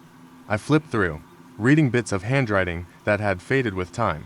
It told the story of a family who had once lived in the cabin, a family that had gone missing without a trace. The last entry sent a chill down my spine. They're here. They watch. They wait. A loud bang shattered the silence, and I jolted, eyes darting around the cabin. The rocking chair had stopped moving. In its place was a set of footprints, freshly imprinted in the dust, leading toward the window. I rushed forward, but there was no one outside, just the forest stretching out, deep and dark, with shadows that seemed to twist and coil. I turned to leave, but a shadow flickered in the corner of my vision. I blinked, and suddenly the room was full of people. Their faces were pale, eyes wide and unblinking, mouths open in silent screams. They were trapped between this world and the next, staring at me as if I were the one who had summoned them. I stumbled back, heart pounding, when a hand brushed mine, icy cold and shaking. I yelped and turned to see the pale, twisted face of a child. "Help us," the voice whispered, echoing from every corner of the room. The walls seemed to close in, the air growing colder, pressing down on me like a vice. I bolted, ignoring the splintered floorboards underfoot as I ran. The forest outside, once so welcoming, now felt like a labyrinth that would never let me escape. But I didn't stop until I was back on the main trail, gasping for air and looking over my shoulder, expecting to see them following. They weren't there. The woods were still, as if nothing had happened. I never told anyone what I saw that day, and I never went back. But sometimes, when I'm alone in the dark, I hear that same whisper, telling me they're still waiting. It was the first day of summer, and I was looking forward to some downtime. My friends and I had planned to head out to the old amusement park on the outskirts of town. It had been closed for years, ever since the accident that left half the rides twisted and rusting. But rumors swirled about it being haunted. That only made it more exciting. The sun was just beginning to dip below the horizon as we approached the entrance, a battered iron gate that stood crooked and barely held together. We pushed it open, the hinges groaning in protest, and stepped inside. It was strange. The place was eerily silent. No creaks of metal, no whispers of the wine, just the silence of a forgotten place. We walked down the cracked pavement, passing the toppled Ferris wheel that loomed like a skeleton against the orange sky. The ticket booth, now shattered and covered in ivy, looked like it hadn't been touched in decades. I could almost picture the cheerful voices and laughter from years ago, now swallowed by the emptiness. "Let's check out the fun house," my friend Alex suggested, breaking the uneasy quiet. It was a tall building with peeling paint and broken mirrors that reflected more shadows than light. The entrance was flanked by two grinning clowns, their painted smiles chipped and faded. I felt a chill run down my spine as we stepped inside. The air smelled of damp and rust, and each creak of the wooden floorboards felt louder than it should. The hall twisted and turned in a dizzying labyrinth, walls covered with warped, cracked mirrors that distorted our reflections. Suddenly, I heard something. It was faint, but unmistakable, a soft, childlike giggle coming from the darkness. I froze and glanced at the others. Sam, the most skeptical of the group, gave a nervous chuckle. "Probably just the wind," he said, but there was a tremor in his voice. We pressed on, the giggles growing louder, almost as if they were following us. One of the mirrors cracked as Alex brushed past it, and the sudden noise made me jump. I spun around, my heart pounding, but the hall behind us was empty. "Let's get out of here," I said, but as we turned to leave, the entrance was gone. The hallway had shifted, leading us deeper into the maze. I could feel my pulse in my ears, a steady, thudding beat of panic. The laughter came again, and this time, it was louder. It echoed around us, reverberating off the mirrors and walls, until it became a chorus of voices that seemed to press in on us from all sides. "Stop this," Sam said, his voice shaking. He reached out to touch the nearest mirror, and I could have sworn I saw a hand reaching back through it. It was pale, small, and covered in smudged, red paint that looked like blood. Before we could react, a child's voice whispered from the other side of the hallway. "Play with me." The air grew colder. I could see our breath, pale and foggy, swirling around us as if we were outside in the dead of winter. I grabbed Alex's arm, my eyes wide with fear. The mirrors reflected not just our scared faces, but dozens of small figures, their wide, empty eyes staring back at us, mouths stretched into cruel smiles. "Run," I managed to say, and we bolted. The hallway seemed to twist and shift, our footsteps echoing as we scrambled for an exit that kept moving just out of reach. Behind us, the laughter grew, a cacophony that turned to shrieks, small hands reaching out from the walls as if the building itself was trying to swallow us whole. We burst into the open air, gasping and trembling. The amusement park was quiet again, the dark now pressing around us.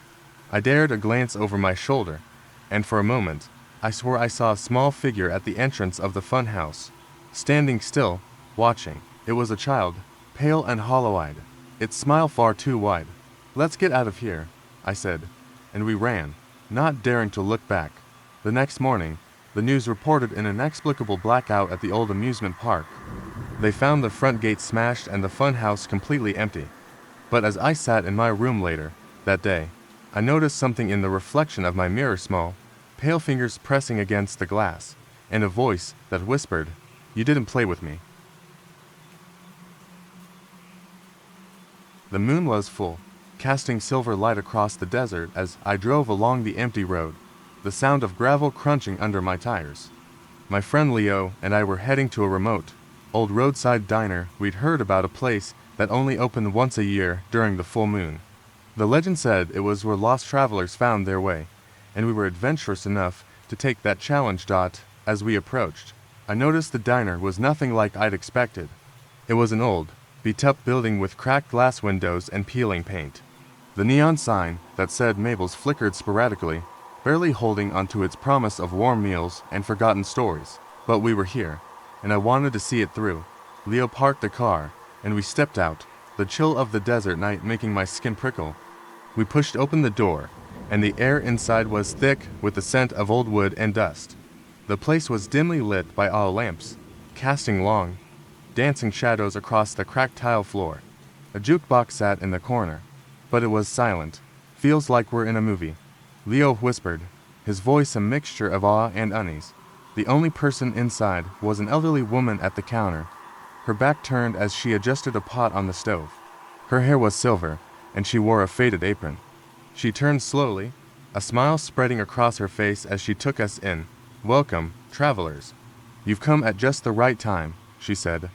Her voice like gravel, but warm. We exchanged nervous glances before taking a seat by the window. The waitress sat down to menus and left without saying a word, moving like a shadow. The stillness was broken when the door creaked open behind us. I turned and my breath caught in my throat. A man stepped inside, his skin pale as bone, eyes sunken and black. He didn't look at us. He walked straight to the booth at the far end of the diner, where he sat with a hunched posture. I looked away, shaking my head, but I couldn't escape the feeling that he was staring at me, eyes burning through my back. Leo's voice pulled me from my thoughts. "You see that guy? He doesn't look right." Before I could answer, the waitress returned, setting 2 plates of steaming food in front of us. "Eat up, boys. The night won't last long," she said, her eyes glancing at the man in the booth. I took a bite, trying not to think about the man. The food was warm, comfortingly spiced, but there was an underlying taste that I couldn't place, something metallic, almost bitter. Leo's eyes widened as he looked past me, and I turned to see the man at the booth standing up, moving toward us. He stopped beside our table, leaning down so his face was mere inches from mine. "Leave," he rasped. His voice was deeper than I expected, like it came from somewhere far beneath the earth. "Before it's too late." I couldn't move. My chest tightened, my mouth dry as I stared into those dark, hollow eyes. The waitress came over, her face pinched as if she were trying to keep something back. "Enough, Edward," she said, her voice low but firm. The man shrank back, glancing at her with a look of both fear and longing. Leo swallowed hard and pushed his chair back, knocking it over in his rush. I stood too, but as we made to leave, the room went dark. The lamps flickered and died, leaving us in an eerie, suffocating silence. Then, the jukebox clicked to life, playing a song I didn't recognize, a slow, mournful tune with a deep, almost mournful voice singing about betrayal and loss. And then the whispers started. First, they were faint, like the wind through the cracks, but they grew louder, insistent, filling the room. "Leave, it's not safe." The man Edward was now behind the counter, his head lowered, fingers pressing against his temples. The waitress stood between us and the door, blocking our escape. "You shouldn't have come," she said, the warmth in her voice replaced by something cold and sharp. Leo grabbed my arm, pulling me toward the back door, the only exit that wasn't blocked. I barely managed to reach it when the whispers turned into a screech. The sound was so piercing it felt like my eardrums were about to burst. As we dashed outside into the moonlight, I glanced back one last time. The diner was now empty, the flickering neon sign blinking out. The whispers followed us into the desert night, and I knew we hadn't escaped. Not really. The next morning, when we returned to find the diner, there was no trace of it, just an empty stretch of desert, like it had never been there at all. And deep in my mind, I could still hear those whispers. The night started out like any other. I was out with my sister on a late-night walk along the riverbank, the kind that's more about talking and unwinding than anything else. It was fall, and the leaves were like fire on the trees, glowing under the dim moonlight. We had been talking about everything and nothing, our laughter echoing against the water. We walked a good distance from the street lights, far enough to be swallowed by the gentle darkness. The city was just a smudge in the distance, a heartbeat I could barely hear. The river murmured alongside us, its surface shimmering with the moon's pale gaze. I was just about to ask her what she wanted for her birthday when I heard it. A sound. It was faint, but distinct, a splashing noise. I paused, my gaze darting to the water. "Did you hear that?" I asked. She looked at me with wide eyes, then shook her head. I could feel the cool night air pressing against my skin, making me shiver. It was almost like the river was alive, a giant creature whispering something I couldn't understand. I didn't want to look away, but I did, turning my head back to her and forcing a smile. "Probably just a fish," I said, but my voice was more unsure than I'd intended. Then we heard it again, this time louder and closer. It was a splashing, but not just one. It was a series of splashes, rhythmic, deliberate. I spun around, heart racing. The surface of the water rippled, churning as if something unseen was moving underneath. Before I could speak, a figure shot out of the water, draped in wet, tangled hair and clothes that clung to its skeletal frame. Its eyes, its eyes were empty, black as the deepest night. It reached out, clawed fingers outstretched, and its mouth fell open in a silent scream. I grabbed my sister's arm, pulling her backward as the creature lunged. It hit the bank with a sickening thud and clawed itself toward us, dragging its body with an unnatural, jerky motion. We stumbled and ran, gasping for breath as we tore through the trees, their branches snagging at our clothes. My sister tripped and fell, and I turned around, my chest already burning from the effort. It was right there, only a few feet away. Its wet eyes locked onto mine, and I couldn't move, couldn't scream.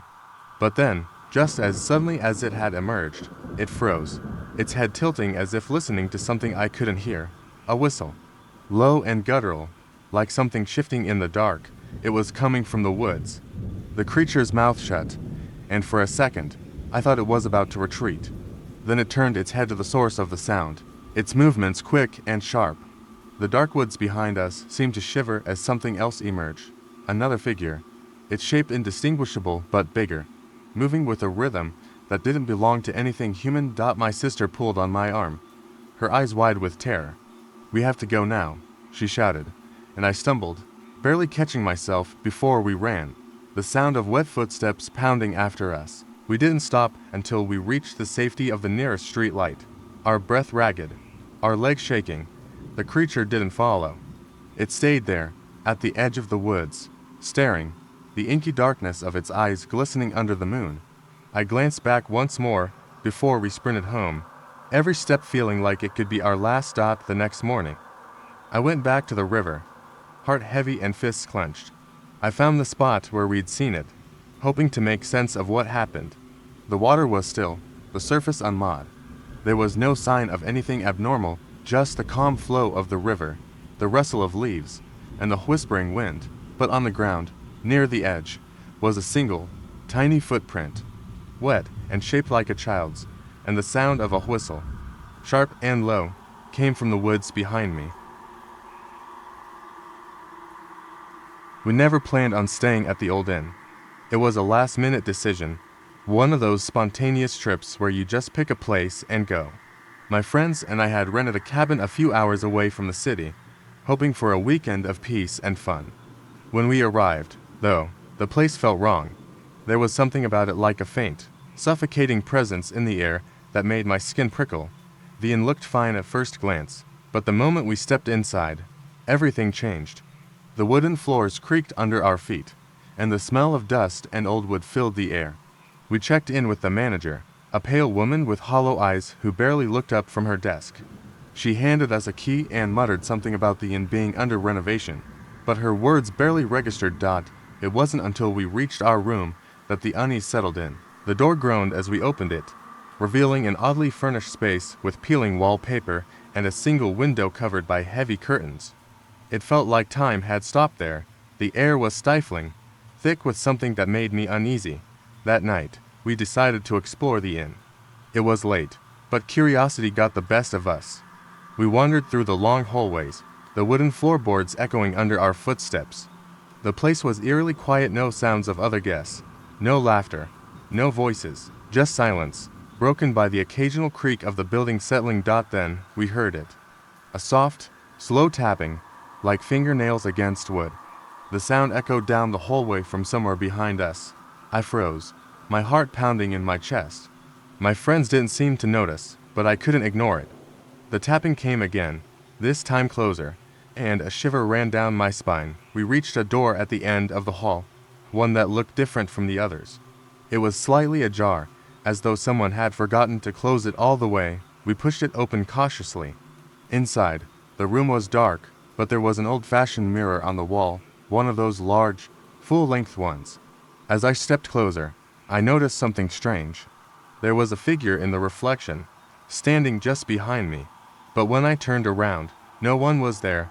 I felt a chill run through me, and my friends laughed, thinking it was a trick of the light. But I couldn't shake the feeling that something was watching me. I turned away quickly, but the tapping sound came again, this time much louder, right outside the door. It was fast now, frantic, like something was desperate to get in. We all rushed out of the room, our nerves on edge. The hall was empty, but the atmosphere had changed. It felt colder, the silence heavier. We walked back toward our room, the tapping following us, echoing down the corridor. My heart raced as we reached our door. The key wouldn't fit into the lock, no matter how many times I tried. It was as if the door itself didn't want us inside. Finally, I pushed the door open with force, and we rushed inside, locking it behind us. But the tapping continued, now accompanied by a faint, whispering voice. It was too faint to understand, but it was there scraping at the edges of my mind. I sat on the bed, trying to convince myself it was all in my head, just a product of the late hour and a creepy atmosphere. But then the room grew unnaturally cold. I looked at the mirror across from me. The reflection was different now. It wasn't me standing there, it was someone else. A figure in tattered clothes, their face obscured by shadows, but their eyes were glowing, watching me. The tapping stopped. The voice grew louder, clearer. "Let me out," it whispered. I jumped back, and for a moment, everything went still. Then, the door to our room creaked open, slowly, on its own. I rushed to shut it, but the door didn't move. It was stuck, like something was holding it from the other side. In the reflection, I saw the figure step toward the door. And then it spoke again, louder now, as if it was right beside me. "You shouldn't have stayed." Suddenly, the door slammed shut, the force of it rattling the walls. I could feel my heart pounding in my chest, my breath shallow and quick. I turned to my friends, but they were all staring at the mirror, wide-eyed, as though they were seeing the same thing I was. That's when I understood. The inn wasn't just old, it was a trap. The figure, the whispers, the tapping, it was all part of it. Something wanted us to stay, to never leave. We packed up and left the next morning, the sun barely rising, the inn still silent. As we drove away, I glanced in the rearview mirror. The inn was gone, as if it had never been there at all. Just empty space, surrounded by trees. I don't know what happened that night, but I know one thing for sure. Whatever was in that inn didn't want us to leave. And it might be waiting for the next people who wander too close. We didn't plan to stop at the roadside motel. It was one of those last-minute decisions made out of desperation. A mix of exhaustion and heavy rain forcing us off the highway. The building was old and run down, the kind of place that made you second-guess walking in, but we were too tired to care. The lobby smelled faintly of mildew, and the clerk behind the desk barely acknowledged us as he handed over the key to room 3. It wasn't much to look at: a small room with peeling wallpaper, a single queen bed, and a flickering light bulb in the corner. There was a heavy stillness about the place, like time had forgotten it. My friend Ellie joked that it looked like the perfect setting for a horror movie. We both laughed, but it didn't ease the unease I felt creeping up my spine. We set our bags down and decided to freshen up. I went to the bathroom first, leaving Ellie to unpack. The bathroom was cramped and dingy, the mirror cloudy with streaks that refused to wipe away. I washed my face quickly, trying not to linger. When I came out, Ellie was standing by the window, staring at the parking lot below. "Did you see that?" she asked without looking at me. "See what?" I moved to the window, peering out into the rain-soaked lot. There was nothing there but our car and a few others, their windows fogged from the downpour. Ellie shook her head. "I thought I saw someone standing by the lamppost, just staring up at us." I didn't see anything, and I told her as much, though my voice wavered. Ellie shrugged it off, but she stayed quiet after that, sitting cross-legged on the bed while scrolling through her phone. I tried to distract myself by unpacking, but I couldn't shake the heavy feeling in the air. A loud knock broke the silence. We both jumped, staring at the door. The knock came again, louder this time, more insistent. I glanced at Ellie, and she shrugged. She didn't seem eager to answer it either. Finally, I mustered the courage to approach the door, peering through the peephole. Nothing. The hallway was empty. I opened the door cautiously, stepping out into the narrow corridor. It was completely silent except for the hum of the rain outside. I called out, but no one answered. My nerves felt raw as I quickly shut and locked the door behind me. "What was it?" Ellie asked. "No one. Probably some kids messing around," I replied, trying to convince myself as much as her. She nodded, but neither of us relaxed after that. We decided to watch some TV to distract ourselves, flipping through static-filled channels until we found a fuzzy soap opera. The noise was comforting, but I still felt like we were being watched. At one point, Ellie got up to grab a drink from the mini fridge, but she froze halfway there. "What is that?" she whispered, pointing to the corner of the room. I followed her gaze and felt my stomach drop. There, on the wall near the ceiling, was a dark handprint. It looked like it had been dragged downward, smearing black streaks as it went.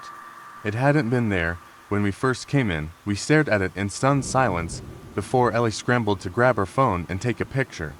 The flash illuminated the room briefly, and when the photo appeared on her screen, I felt my blood run cold. In the picture, there was a face reflected in the window behind us, pale, hollow-eyed, and staring directly at us. We spun around, our eyes darting to the window, but there was no one there. Just the rain. My heart was pounding so loudly I could barely think. "We need to leave," I said, grabbing our bags without waiting for her to respond. Ellie didn't argue. She was already pulling on her jacket, her phone clutched tightly in one hand. We bolted out of the room, slamming the door behind us, and didn't stop until we were in the car, engine running, speeding back onto the highway. Neither of us spoke for a long time, the tension in the car thick and suffocating. It wasn't until we were miles away that Ellie broke the silence. "The picture," she said quietly, unlocking her phone and opening the photo. Her face went pale. She handed it to me without saying a word, and when I looked, my heart stopped. The face in the window wasn't hollow-eyed anymore. It was smiling. It was supposed to be a weekend getaway, a break from the grind. My friends and I rented a secluded cabin in the woods, far from civilization, expecting nothing more than fresh air and quiet nights. What we got was far from peaceful. We arrived late in the afternoon. The sun was already dipping behind the trees when we unloaded our gear. The cabin looked like something out of a horror movie, old, with peeling paint and a crooked porch. But it was spacious and isolated, and we were eager to escape our hectic lives. The first night was uneventful. We cooked, laughed, and played games around the fire pit. The woods were quiet, almost quiet. A strange kind of stillness hung in the air, but I thought nothing of it. It was just the isolation. Around midnight, we decided to head inside. I was in the bedroom on the second floor, alone. The others had their own rooms, and I preferred the privacy. I could hear them talking downstairs, but their voices were soon drowned out by the sound of the wind rustling through the trees outside. I was drifting off to sleep when I heard a faint scratching noise. It was soft at first, almost like a branch tapping against the window. But it didn't stop. It grew louder, more rhythmic, like something or someone was scraping at the wall outside. I tried to ignore it, convincing myself it was just the wind or an animal. But the sound didn't stop. It seemed deliberate, as if it were trying to get my attention. The hairs on the back of my neck stood up. I sat up in bed, listening. It was closer now, right outside the window. A loud thud made me jump. Then came a voice, soft, almost a whisper, but unmistakable. "Let me in." I froze. The voice wasn't clear, but it was close. Too close. I rushed to the window, my heart pounding, and pressed my face to the glass. The night was pitch black, no moon, no stars. I saw nothing, only shadows and trees. But the voice came again, clearer this time. "Let me in." I backed away from the window, terrified. My mind raced, trying to figure out what was happening. I was alone upstairs, and the rest of my friends were downstairs, too far away to hear anything. What if it was someone playing a prank? But the voice sounded wrong, too low, too guttural. I grabbed my phone to call one of my friends, but I had no signal. Panic crept in as the voice came again, this time with a low, scraping laugh. I was paralyzed with fear. Should I check outside? Should I wake everyone up? I stayed still, straining to hear any sound, but everything fell silent. No wind, no scratching, nothing. I waited in the dark, my ears ringing with the silence. But after what felt like an eternity, the voice came once more, only this time, it wasn't outside. It was inside the room. I heard a faint rustling behind me, and I spun around to face the door. The door was slightly ajar, as I had left it when I went to bed. But now, the space between the door and the frame was too wide, like something was pushing it open from the other side. I felt my breath catch in my throat as I heard the scraping again, this time from the far corner of the room, near the closet. My legs moved before I could even think, and I bolted from the room, down the stairs, and into the living room where the others were still gathered, oblivious to what had happened. I rushed in, shutting the door behind me. I couldn't speak at first, just gasping for air. "What's wrong?" Mark asked, looking at me with concern. I had heard something. Someone outside the window, then inside. I stammered. I could see that my face was pale, and I knew I was shaking. "Are you sure?" Sarah asked skeptically. "You probably just heard an animal. You're freaking out," but I wasn't so sure. Something wasn't right, and I couldn't shake the feeling that we weren't alone. We all stayed up for the rest of the night, but nothing else happened. The wind had died down, and the air felt thick, oppressive, like the cabin was holding its breath. By morning, I convinced myself it was all my imagination. That morning, as we prepared to leave, I noticed something strange. They were long, scratch-like marks on the windowsill. I bent down to look closer, and to my horror, I saw that the marks weren't made by any animal. They were human-shaped, like fingers dragging down the wood. The others didn't notice, and I didn't want to scare them, so I didn't say anything. But as we walked out, I saw the final detail, a handprint pressed against the glass from the outside, smeared with something dark. We left the cabin quickly, and I didn't look back. But to this day, I can't forget that voice, those eyes I never saw, and the feeling that something followed us out of that place. And sometimes, when the wind picks up, I swear I hear a faint whisper, calling me from the dark.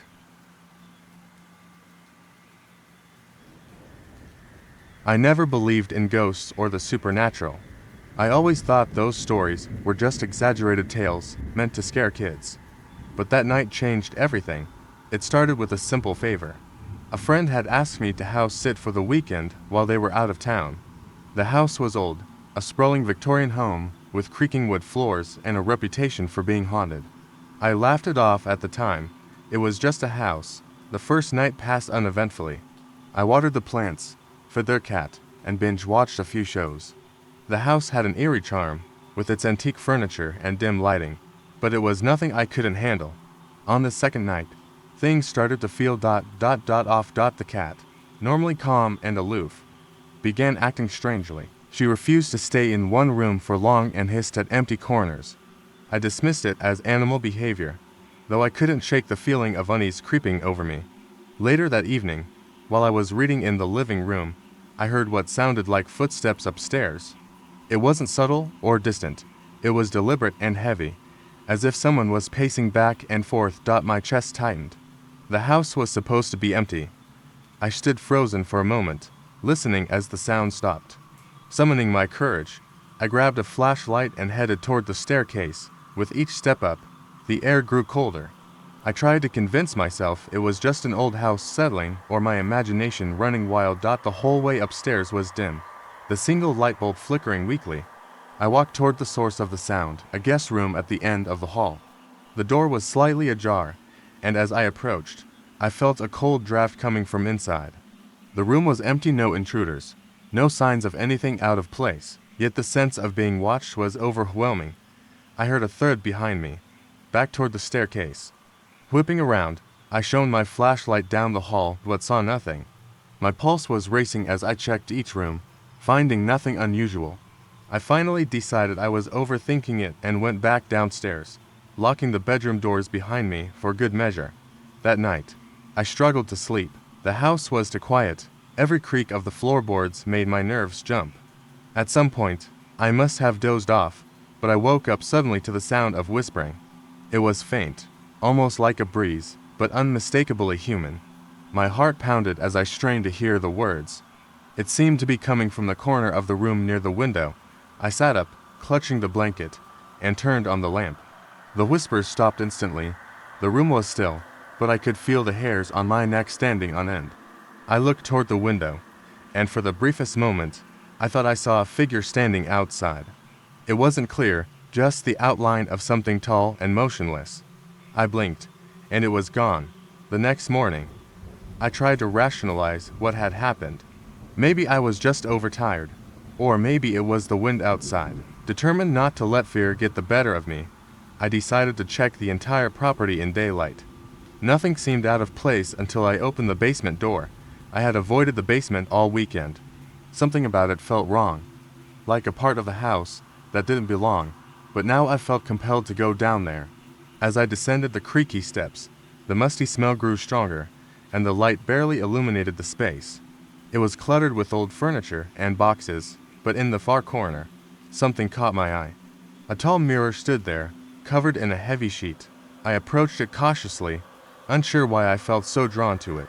Pulling the sheet away, I stared at my reflection. For a moment, everything seemed normal. Then, my reflection smiled at me. I didn't smile. I froze, watching as the image in the mirror tilted its head, studying me with a look of amusement. I stumbled back, my heart racing, and the reflection stepped forward, pressing its hands against the glass as if it were trying to come through. I ran up the stairs, slamming the door behind me. I didn't stop running until I was outside, breathing in the fresh air as if I had been drowning. My friend returned the next day, and I told them I couldn't stay there again. I didn't mention the mirror. Weeks later, they called to tell me the strangest thing. The mirror in the basement had shattered on its own. But what really made my skin crawl was the discovery underneath the shards. Scratched into the wooden frame was my name, carved over and over again. We'd set up camp by a quiet lake, surrounded by trees that stretched up like towering giants. We were far enough from any civilization that it felt like we were in our own little world. We had the usual setup, a campfire crackling in the center, tents scattered around, and the smell of roasting marshmallows filling the air. The night had fallen swiftly, and we were all sitting around the fire, laughing and talking. The moon hung high, casting long shadows over the forest. It was peaceful, almost too peaceful. Then, without warning, the silence broke. It wasn't the usual rustling of wind or the chirping of crickets. This was something else. A strange noise echoed from deeper in the forest. At first, we all looked at each other, trying to place it. It sounded like someone was dragging something heavy across the ground. It came in short bursts, then stopped, only to start again, this time closer. I stood up, feeling the hairs on the back of my neck stand on end. My friends noticed it too. One of them, Jake, grabbed a flashlight and pointed it into the trees, but we saw nothing. The dragging sound continued, but now it was getting more erratic, more frantic. It sounded like whatever was out there was in a hurry. Maybe it's an animal, one of my friends suggested, but I could tell from the way he said it that he didn't believe it. No animal moves like that. The air seemed to grow colder. The fire crackled and popped, but it didn't provide much warmth against the chill that had set in. We all huddled closer, unsure of what to do. Then the sound stopped, as abruptly as it had started. There was only silence now, but it felt thick, heavy, like something was waiting just outside the edge of the firelight. We tried to brush it off and return to our seats, though none of us could truly relax. Then, another noise cut through the quiet, closer this time. The same dragging sound, followed by what could only be described as a low, guttural moan. It sent a shiver down my spine. Jake, clearly on edge, stood up again, shining the flashlight towards the woods. We all held our breath. The beam of light moved across the dark trees, illuminating nothing. But just as Jake was about to lower the light, something caught his eye. At the edge of the trees, there was a figure standing. A tall, thin silhouette, almost blending with the shadows, except for the faint, eerie gleam of eyes that shone back at us. "Who's there?" Jake called out, his voice shaking. No answer. The figure didn't move, but I swear I could feel its presence pressing in on us, like it was waiting for something. The air felt thick, like it was charged with static. We all stood, frozen in place, not daring to make a move. And then, just as quickly as it had appeared, the figure disappeared back into the woods. No movement, no sound, just gone. We stood in silence, processing what we'd just seen. My mind raced with thoughts of what could be out there. We were deep in the woods, miles from any help. What if we were being watched? What if something, or someone was waiting for the right moment to strike? But after a long pause, Jake finally spoke. "I think we should head back to the car." Now, it wasn't a suggestion. It was an order, and we all agreed without a word. But when we started to pack up our things, that's when the real horror began. We hadn't noticed it before, but there were footprints around our camp. Not animal tracks, but human ones. They were fresh, the kind that would only appear in the soft dirt after a rain. And they circled our camp, getting closer with each round. That's when we all heard it. The sound of something heavy dragging along the ground, this time directly behind us. My heart raced. We turned around, and for the briefest moment, we saw it. A pale, gaunt face peering out from behind a tree, its eyes locked on us. But when we blinked, it was gone. We didn't hesitate anymore. We grabbed our gear and ran, adrenaline coursing through our veins. The dragging sound followed us, growing louder, like whatever was chasing us was just a step behind. We didn't stop until we reached the car, but as I sat there, trying to calm my breath, something gnawed at me. We had been so focused on what was chasing us, so terrified of what we had seen in the woods, we didn't realize that the thing we had been running from was already inside the car. I turned to look in the back seat, where I had left my bag earlier. But it wasn't just my bag that was there. There, in the reflection of the window, was the same pale face we'd seen in the woods, its eyes wide and staring directly at me. I'll never forget the smile that spread across its face, just as the car door clicked shut behind me.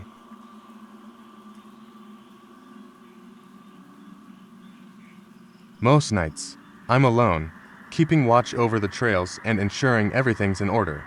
I'm used to the quiet, the occasional howl of a coyote, and the rustle of leaves in the wind. But that night, well, it changed everything. It was just after dusk when I got the call.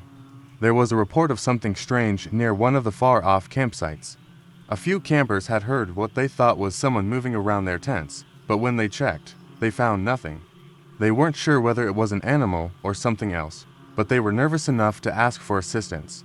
Normally, I wouldn't have thought much of it. People get scared easily in the woods, especially at night. But something about the way the campers described it felt off. I grabbed my flashlight and keys, preparing to head out. My truck rattled down the gravel road, the only sound the tires crunching beneath. The deeper I drove into the park, the darker it became. I reached the campsite around 9 p.m., the last traces of sunset disappearing behind the trees. The campers had already packed up and left, their tents gone, the fire pit cold and abandoned. There was no sign of anything unusual, no footprints, no broken branches, just the empty space they had left behind. I walked around the area, scanning the ground, looking for anything out of place. It was dead silent, no animal sounds, no wind, just stillness. It felt wrong, like the air was too thick. Then I noticed something strange. One of the tents had been left behind, rolled up and tucked into the corner of the clearing. That wasn't right. The campers had said they left in a hurry. Why would they leave their gear behind? I approached it cautiously, my boots crunching the frost-covered ground. My flashlight swept over the tent, and I stopped cold. The zipper was halfway undone, and there was something inside, a bundle of clothes. I pulled back the flap, thinking maybe they had left it behind in the rush. That's when I felt it. A cold draft, like something had just exhaled against the back of my neck. The hairs on my arms stood up. Inside the tent was nothing but an old, faded blanket, twisted up in the shape of a person. But it didn't make sense. There were no footprints leading to or from the tent. No evidence anyone had been inside for hours. I stepped back, scanning the surrounding woods, my breath quickening. I was suddenly very aware of the darkness pressing in around me, of how alone I was. That's when I heard an unmistakable sound. The crunch of footsteps in the underbrush, faint but distinct. It was coming from behind me. I turned around fast, shining my flashlight toward the sound. There was nothing, only shadows and trees. I forced myself to stay calm, telling myself it was an animal, probably a deer, but the footsteps kept coming. I could hear them moving toward me, slow, deliberate. I could almost feel them, the way the air shifted, the brush being disturbed. Then, without warning, the footsteps stopped. My heart was hammering in my chest. I tried to steady my breath, but my legs were shaking. I couldn't move. I couldn't take my eyes off the trees, waiting for something to emerge. But nothing happened. No sound, no movement, just silence. I took one step forward, then another, trying to calm myself. I moved cautiously, back toward my truck, thinking maybe it was just a trick of the mind. But as I reached for the door handle, I froze. There was a sound coming from inside my truck. A faint scratching, like nails dragging along metal. I slowly turned to face the vehicle, my flashlight shaking in my hand. The sound grew louder, more frantic. I knew I couldn't go back inside the truck, not with whatever that was. I backed away, keeping my eyes on the vehicle. And that's when I noticed it, a figure standing at the edge of the trees. It was tall, unnaturally so, its limbs long and spindly, its body unnervingly still.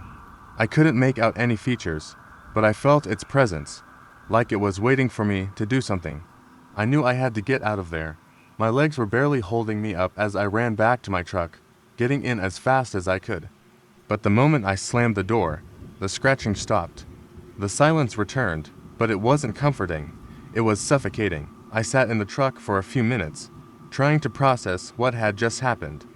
But it wasn't until I started the engine and looked out the windshield that my stomach dropped. The figure was standing in front of my truck now, its face inches from the glass. I couldn't see its eyes, but I felt them pressing into me, cold and empty. Then it smiled, a wide, unsettling grin, stretching impossibly far across its face. And then, just as quickly as it had appeared, it vanished into the woods, disappearing into the night. I didn't stay to see what happened next. I left the park that night and never returned alone after dark. To this day, I still don't know what I saw. It was supposed to be a typical weekend getaway, just a small group of us venturing into the woods for a peaceful hike.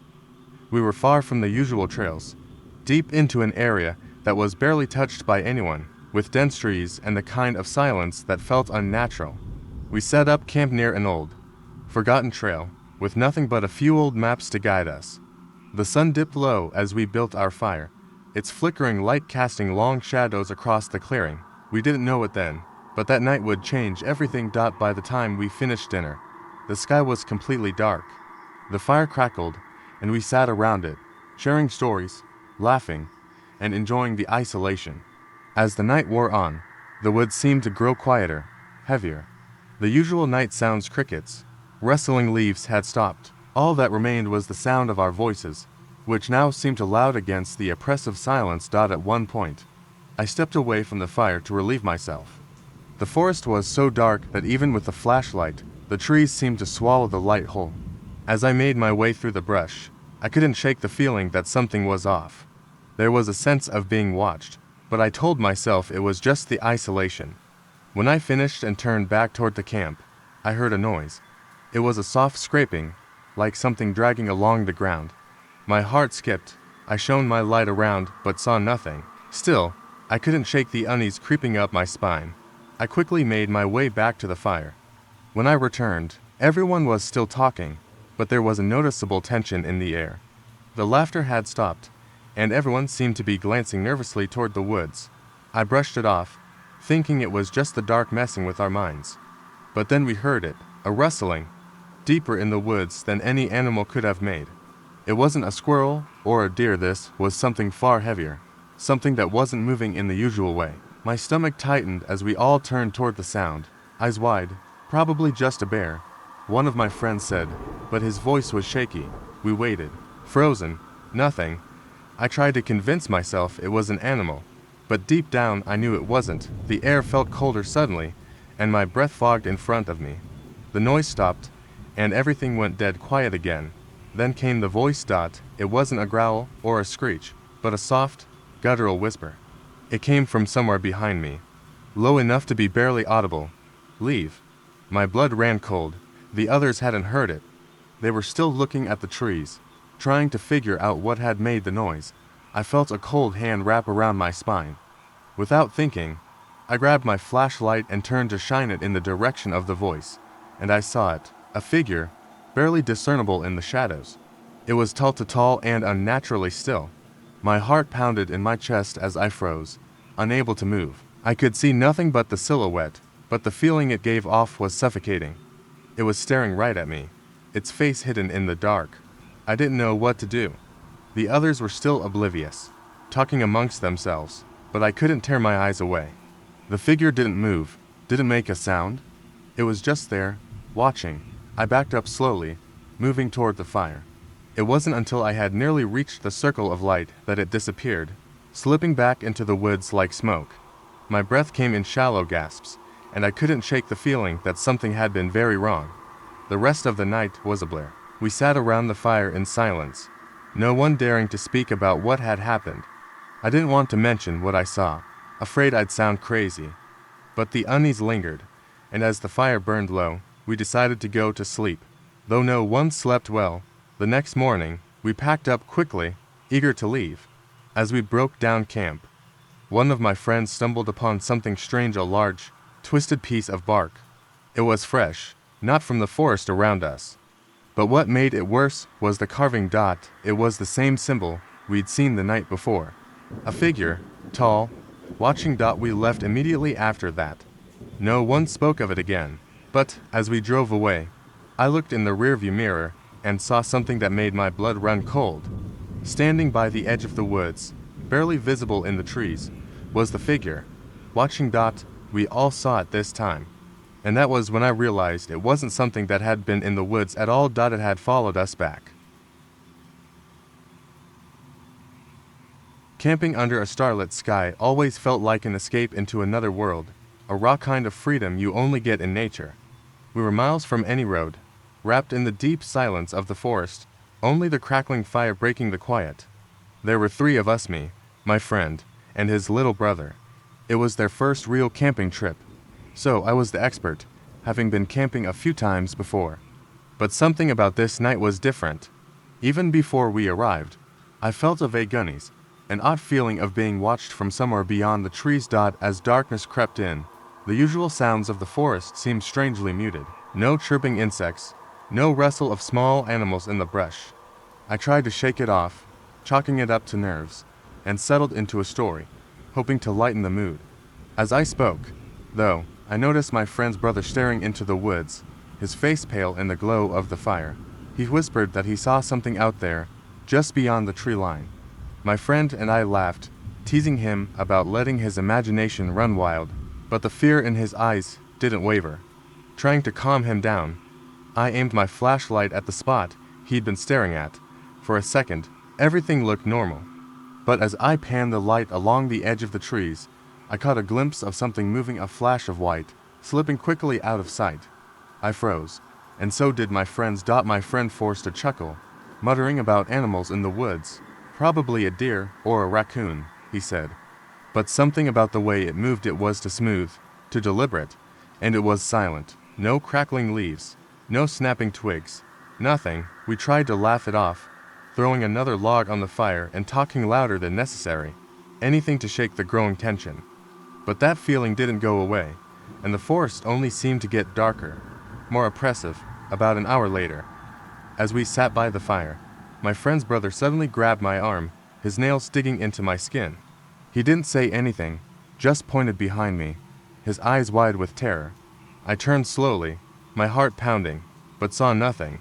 Just trees and shadows. We tried to settle down, each of us lying down in our sleeping bags around the dying fire.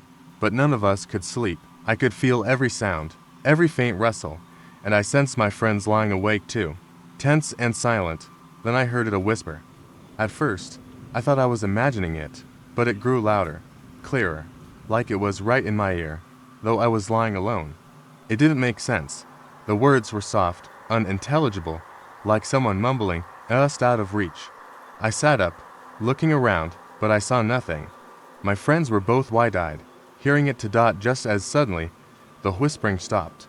We sat there, our breath shallow, when a loud crack echoed from the trees behind us, followed by what sounded like footsteps, slow, deliberate footsteps, drawing closer. I shined my flashlight toward the sound, and my heart nearly stopped. There, at the edge of the light, stood a figure. It was pale, almost translucent, with long, thin limbs that seemed to stretch unnaturally from its body. Its face was blank, almost featureless, but its eyes were wide open, unblinking, and staring straight at me. I couldn't move, couldn't breathe. The figure tilted its head, as if it were studying us, before melting back into the darkness as silently as it had come. We didn't say a word, just packed up and left, stumbling through the dark, tripping over roots and rocks in our haste to escape. We kept moving until the first hint of dawn touched the sky, until we were far from that place. It was only later, when we had finally made it home and were safe within four walls, that my friend's brother spoke up, his voice barely a whisper. He told us he'd seen it, the same figure, in his room every night since we'd returned, just standing there, in the dark, watching him with those wide, unblinking eyes. It was supposed to be a simple weekend camping trip, just me and a few friends. We set out into the woods, eager for some fresh air, hiking, and quiet nights around the fire. Nothing could go wrong. We pitched our tents by a small clearing beside a narrow stream, the trees around us thick, and the forest alive with the usual sounds of nature. The first day was perfect. We hiked for hours, laughing, joking, and snapping pictures. We returned to camp just as the sun was dipping behind the horizon, casting long shadows across the forest floor. By nightfall, we gathered around the fire, roasting marshmallows and telling stories. But when the fire crackled down to embers, something shifted. It was a subtle change, but it didn't go unnoticed. The air felt colder, heavier. The rustling of the trees grew louder, more frantic. I remember thinking it was odd how the usual chorus of night creatures had gone quiet. No crickets, no owls, no rustling leaves, just silence. It made the firelight seem far too small against the vast, looming dark. I wasn't the only one who felt it. I caught my friends glancing around, eyes darting to the edges of the trees, as though they were hearing things too. But when I asked if anyone else felt it, they shrugged it off. We huddled closer to the fire, trying to laugh it off, but there was a tension in the air that none of us could shake. That night, I barely slept, tossing and turning in my tent, the sense of being watched pressing down on me. The next morning, we decided to pack up early. We'd seen all we needed to see, and the unease from the night before isn't something any of us wanted to ignore. But, as we began to gather our things, something strange happened. My friend Dave, who had been the first to wake up, looked horrified. He was staring at the ground near his tent, his face pale. Hey, guys, you might want to look at this. We followed him over, all of us a little nervous. At first, I thought it was just an animal track, perhaps a deer or a bear, but when I crouched down to inspect it, my heart skipped a beat. The print was enormous, far too large for any animal I knew to live in these woods. It was human-shaped, but twisted, the toes far too long, and the heel unnaturally deep. That's not possible, I whispered. As we all stood there, trying to make sense of it, a sudden rustling came from the tree line. It was fast, too fast to be an animal, and too deliberate to be the wind. We froze, hearts racing, but nothing emerged. Dave suggested we leave immediately, and no one argued. We packed up quickly, I scanning the surrounding woods as we hurried to break down the camp. The trees around us were unnervingly still, the silence now deafening, like the forest itself was holding its breath. We were halfway back to the car when it happened. A scream sharp, ragged, and full of terror split the air. We spun around, instinctively searching the woods. At first, we saw nothing, just the dark expanse of trees. But then, we noticed something out of place. Between the trunks, a figure was standing just out of reach of the shadows. It was tall, impossibly tall, and its outline was too faint to make out in detail. For a moment, I thought my mind was playing tricks on me. But then it moved. The figure stepped forward with a smooth, unnatural grace, its long, spindly limbs stretching far beyond what should have been possible. It didn't make a sound as it moved, but its presence was enough to paralyze us with fear. Run. Dave finally managed to rasp, and we did. We ran through the woods like we'd never run before, stumbling, tripping, barely able to keep our footing. The figure was gone, but we all felt its eyes on us. Following every step, we reached the car, breathless, eyes wild. The woods behind us seemed impossibly far away as we drove, the eerie silence still clinging to the air. But it wasn't until we were miles down the road, trying to shake off the adrenaline, that we realized something strange. We'd left our phones back at camp. We stopped at a gas station to grab a charger and checked our messages. There was one, sent to all of us in the middle of the night. "I see you." It had come from Dave's phone. But when we checked it, he was sitting right next to us. His phone was in his hand, and it hadn't been touched. We all stared at it, the words hanging in the air. How had it sent that message, and, more terrifyingly, who had sent it?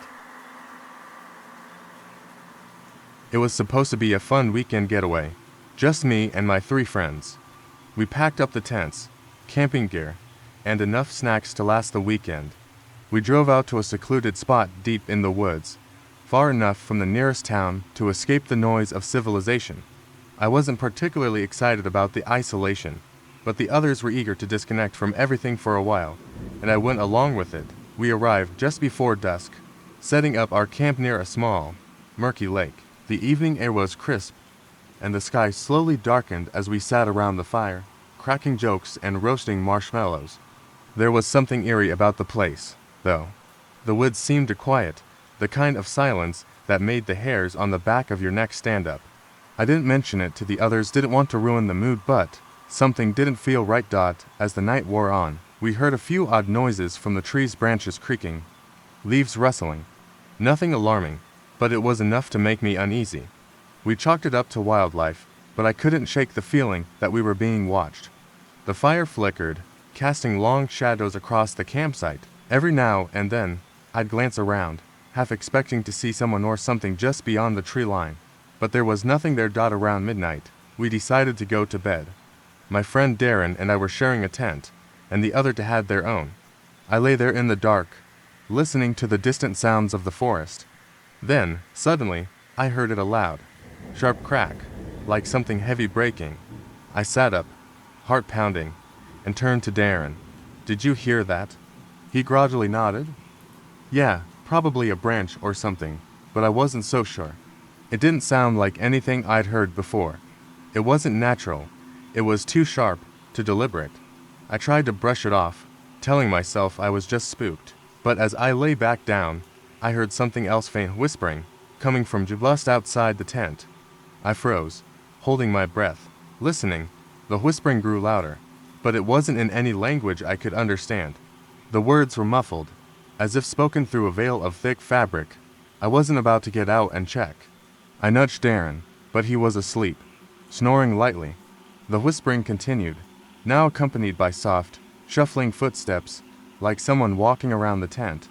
I could feel my pulse racing, my body paralyzed with fear. My hand fumbled for the flashlight, but I couldn't find it in the dark. I didn't dare to speak, didn't dare to move. The footsteps stopped suddenly, and I heard a low, guttural breathing, right outside the tent. It was deep, labored, like someone or something was struggling to catch its breath. I wanted to scream, but my throat was tight, like my voice had been stolen. Then, just as suddenly as it had started, the breathing stopped. The woods were silent again. I waited a few minutes, heart thudding in my chest, before I finally mustered the courage to peek out of the tent. I unzipped the door just a crack. I scanning the dark, empty campsite. Nothing. I breathed a sigh of relief and pulled the zipper back down. The rest of the night passed in uneasy silence. I don't think I slept a wink, but somehow, the morning light eventually crept through the trees, and I could finally relax. At breakfast, I tried to act normal, like nothing had happened. But Darren wasn't so nonchalant. He'd been awake too, and he had heard the whispers too. He didn't know what to make of it, but he wasn't willing to stay another night to find out. We packed up our things early and started hiking back to the car. As we walked through the woods, something caught my eye, a strange, twisted tree just off the trail. The bark was peeling away in long strips, revealing something underneath, something dark and smooth, almost like stone. As I approached, I saw it more clearly. There were symbols carved into the bark, crude and jagged, as if someone had done it in a hurry. I shivered, feeling the hairs on my neck rise again. We kept walking, trying not to linger too long, but the unsettling feeling wouldn't leave me. Finally, we reached the clearing where we'd parked the car. I was relieved, ready to leave that place behind. But, as we loaded our gear into the trunk, I heard something else, soft tapping, like fingers on glass. I turned, and my stomach dropped. It was coming from the windows of the car, but no one was inside. No one had been inside all morning. I ran over and peered through the window, trying to see through the foggy glass. And there, staring back at me from the other side, was my own reflection grinning. My mouth was open in a wide, toothy smile, and my eyes were wild, unblinking, but I wasn't smiling. I froze, staring into the glass as my reflection seemed to shift, its grin widening impossibly, and a voice whispered in my ear, "You should have stayed." We decided to go camping to escape the bustle of city life, a group of 5 friends eager for adventure. We drove deep into the woods, far from the beaten path, excited about the quiet and the stars. Our destination was a secluded clearing near a lake, surrounded by towering pines. The sun dipped behind the trees as we set up camp, and we roasted marshmallows by the fire, telling stories that blended laughter and nervous tension. As night fell, the forest transformed. Shadows deepened, and the sounds of the night came alive, the rustling leaves, distant calls of owls, and the soft croak of frogs from the lake.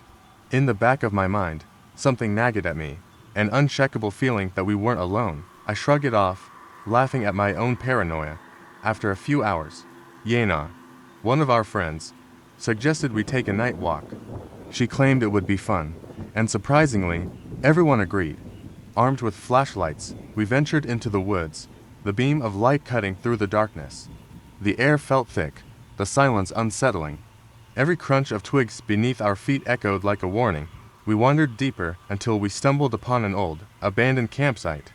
The remains of a fire pit lay overgrown with weeds, and torn bits of fabric flapped eerily in the wind. The chill in the air intensified as we approached. Yena shone her light on the remnants, revealing a rusted can and some tattered ropes. Suddenly, we heard a distant sound like chains dragging across the ground. Our laughter died in our throats as we exchanged glances, confusion and fear mingling in the flickering light. It wasn't just our imaginations. The sound was real and getting closer. Without a word, we turned to run back to our camp, but before we could take more than a few steps, the clanking stopped. We froze, hearts pounding, listening intently. In the distance, faint lights flickered through the trees.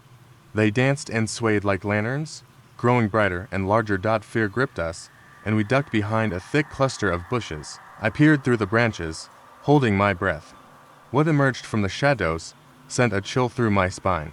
Figures clad in white robes shuffled toward us, their faces obscured by masks. Each carried a lantern that illuminated their chains, which rattled with each step. I could see at least 5 of them moving in an eerie procession, their muffled whispers merging with the rustle of leaves. I felt a surge of terror. We needed to stay hidden. The figures paused for a moment, and I could hear their whispered chants, something unintelligible that made the hair on my neck stand on end. My friends and I huddled together, eyes wide with fear. We waited, our hearts racing, praying they wouldn't spot us. The lanterns cast grotesque shadows that flickered and danced, making the scene feel even more surreal. Just when I thought the nightmare might end, one of the figures turned its head slightly, and my breath caught in my throat.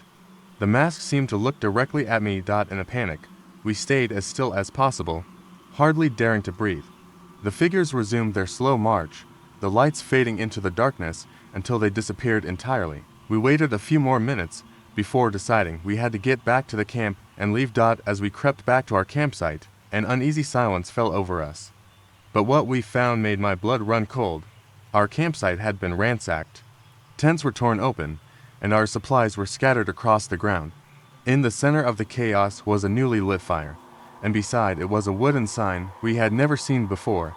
The sign bore a single phrase carved deeply into the wood: "You shouldn't have come here." I felt a wave of nausea wash over me. We hurriedly gathered our things, adrenaline coursing through our veins as we looked over our shoulders. We had to leave. Now, we jumped into the car, frantic, and drove away from the woods, leaving the flickering light of our ruined campsite behind. We vowed never to return, but even now, as I sit at home, the memory haunts me. Sometimes, late at night, I hear the faint sound of chains in my dreams. Those masked figures still lurk in my mind, and I can't shake the feeling that they are still out there, waiting for the next group of campers to wander too far into their territory. The evening sun was sinking below the horizon as I patrolled the forest trails, the fading light casting long shadows between the trees. As a park ranger, I had learned to love the isolation and beauty of the deep woods, but tonight felt different.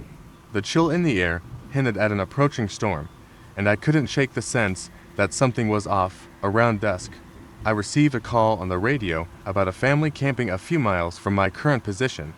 They reported strange noises surrounding their tent. The mother sounded terrified, insisting it was something big prowling just beyond their campsite. I assured her I would head over immediately. After a quick check of my gear, I set off down the narrow trail. The deeper I walked into the forest, the more oppressive the atmosphere became. The trees loomed overhead, blocking out what little light remained. My flashlight illuminated only a few feet ahead, and the darkness seemed to swallow the beams whole. As I trekked onward, the only sounds were the crunch of leaves beneath my boots and the occasional rustle in the underbrush. I kept my radio on, hoping to stay in touch with the family as I approached. When I reached their campsite, the first thing I noticed was the stillness. The family's tent was pitched in a small clearing, but there were no signs of life. My heart raced as I called out to them. Silence enveloped me, thick and heavy. I stepped closer and peered inside the tent, but it was empty. The sleeping bags lay undisturbed, and the gear was neatly packed. Something twisted in my gut as I wondered where they could be. Suddenly, a loud crash echoed from the trees nearby. I jumped, spinning around with my flashlight aimed into the darkness. The beam caught a glimpse of movement, a dark shape darting between the trees. Adrenaline surged through me. I yelled for the family, hoping they would respond, but only the wind answered. I decided to check the surrounding area. I took a few steps into the trees when I heard it, a low growl, rumbling and guttural. It sent chills down my spine. I felt like prey in a predator's territory. I called again, my voice trembling, but there was still no response. I was alone. The growling grew louder, closer. I turned to run back to the clearing, but I stumbled over a root and fell hard to the ground. My flashlight flew from my hand, clattering away into the darkness. I scrambled to my feet and frantically searched for the light. As I reached for it, I felt something brush against my arm. Panic gripped me, and I recoiled, heart racing. The flashlight flickered back to life in my hand, and as I turned, I saw it. A massive creature stood just a few feet away, its eyes reflecting the light like two glowing coals. It was tall and gaunt, its limbs impossibly long. A deep growl emanated from its throat, vibrating in the air around me. My instincts screamed at me to flee, but I was frozen in place. Then, without warning, the creature lunged toward me. I ducked just in time, narrowly avoiding its grasp. I sprinted back to the tent, desperately calling for the family as I ran. I could hear the creature crashing through the underbrush behind me. My lungs burned, but I pushed forward, desperate to reach safety. I burst into the clearing, and to my shock, I found the family emerging from the trees. their faces pale and wide-eyed. They looked like they had been running too. I quickly waved them over and led them back to their tent. We huddled together, and I explained what I had seen. Just then, we heard the growl again, closer this time. We scrambled into the tent, my heart pounding as I pulled the flap shut. The creature's claws scraped against the tent fabric, and I felt its weight pressing against the structure. It felt like it was toying with us, waiting for us to show ourselves. Then, just as suddenly as it had started, the creature stopped. Silence enveloped us. We waited, holding our breath, unsure of what to expect. After a long moment, the family's youngest child whispered, "Where did it go?" I took a deep breath and slowly opened the tent flap. Peering out, the clearing was empty. The creature had vanished. As we stumbled out into the moonlight, I noticed something strange on the ground, a footprint, but not a normal one. It was human-sized and oddly shaped, as if someone had been standing there all along. I turned to the family, and their faces mirrored my shock. What had chased us? Where had it gone? We looked at each other, a silent understanding passing between us. The true horror of the night was not the creature itself, but the fact that it could take on the form of a human. It could be anyone, lurking in the woods, waiting for the next unsuspecting group to stumble upon its domain. It was supposed to be a relaxing weekend in the woods with friends. We had planned this camping trip for weeks, a chance to escape the chaos of daily life. I drove us deep into the forest, the road narrowing until it became a mere trail. The trees towered over us, their leaves whispering secrets in the wind. As we set up camp, the sun dipped below the horizon, leaving an eerie twilight that seemed to cloak the world in mystery. After a hearty dinner, we gathered around the fire, sharing stories and laughter. The flames danced, illuminating our faces and casting long shadows on the trees. My friends, Yena, Matt, and Aaron, were all in high spirits, but I felt a strange unease creeping in. The woods were too quiet, too still, as if they were holding their breath. Yena suggested we go for a night hike. She had a way of always being the bravest among us, and her enthusiasm was infectious. Reluctantly, we agreed, grabbing our flashlights and venturing into the darkness. The beam of light illuminated the narrow path ahead, but the darkness quickly swallowed everything beyond. As we walked, the sounds of the forest seemed to fade, replaced by an oppressive silence that gnawed at the edges of my mind. About a half-mile in, we heard it, a low, rhythmic sound, like something heavy being dragged across the ground. It stopped us in our tracks. My heart raced, and I exchanged nervous glances with my friends. Matt suggested we investigate, and against my better judgment, we moved toward the sound. As we crept through the underbrush, we stumbled upon a clearing. What we saw made my blood run cold. There, in the center, were chains linked to a massive tree stump. The chains were rusted and old, and next to them lay a small lantern flickering weakly. Panic surged through me, but before I could suggest we turn back, we heard a faint whisper, like a voice carried on the wind. We strained to listen, and then we saw them. Figures appeared at the edge of the clearing, cloaked in shadow, moving closer. Their faces were hidden beneath hoods, and they were holding lanterns. A chill ran down my spine as I realized they were dragging chains behind them.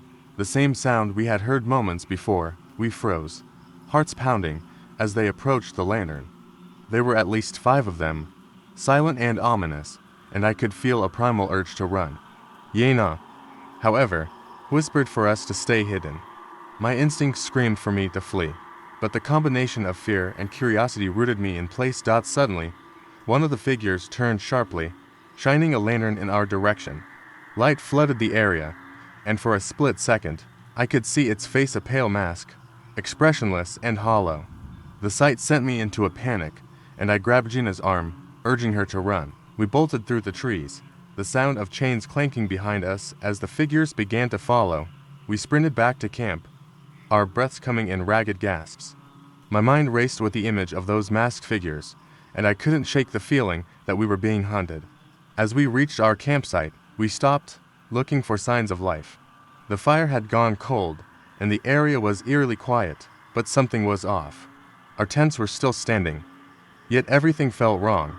In the center of our campsite, engraved in the ground, was a message: "You shouldn't have come here." The letters were crude, as if scratched by something sharp and heavy. Panic surged again, and we scrambled to gather our belongings, adrenaline fueling our movements. Just as we finished packing, we heard the chains again, much closer this time. I glanced toward the tree line and saw the flicker of lanterns. We dashed to the car, fumbling with the keys. Our hearts racing, we jumped inside, slamming the doors as I turned the ignition. The engine roared to life, and I backed out of the campsite. As we sped down the trail, I glanced in the rearview mirror. The figures stood at the edge of the woods, their lanterns casting an eerie glow in the darkness. But as I looked closer, my stomach dropped. There was no one there. The figures had vanished, yet the lanterns still flickered ominously. The realization hit me like a cold wave. We weren't running from something in the woods. We had been lured here, and now something had marked us, watching from the darkness. The sense of dread settled in as we drove away, knowing we would never return to those woods again. As a park ranger, I had always been drawn to the solitude of the deep woods. The crisp air, the sounds of nature, and the occasional visit from campers made the job rewarding. One particular October evening, as the sun dipped below the horizon, I received a call over the radio. A family had set up camp near a remote area, and they were anxious about strange noises coming from the woods. I assured them I would investigate and headed out with my flashlight and gear. The deeper I ventured into the forest, the darker it became. The trees loomed like ancient sentinels, their branches whispering secrets in the wind. I found the campsite nestled among the pines, a flickering campfire barely illuminating the anxious faces of the family. They were huddled close together, their expressions a mix of fear and concern. I asked what they had heard, and the father, his voice trembling, described a low growl and snapping branches echoing from the woods. The mother clutched her children, eyes wide with terror. I promised to check the perimeter and reassured them that it was likely just a bear or some other wildlife. The family nodded but remained visibly shaken. As I walked beyond their camp, the forest felt alive, each rustle amplifying my anxiety. I swept my flashlight across the darkened trees, scanning for movement. The growling had subsided, replaced by an eerie silence that set my nerves on edge. I couldn't shake the feeling of being watched. After about 20 minutes of searching, I returned to the family. They looked relieved to see me, but were still on high alert. I suggested they stay close to the fire and try to get some rest while I kept watch.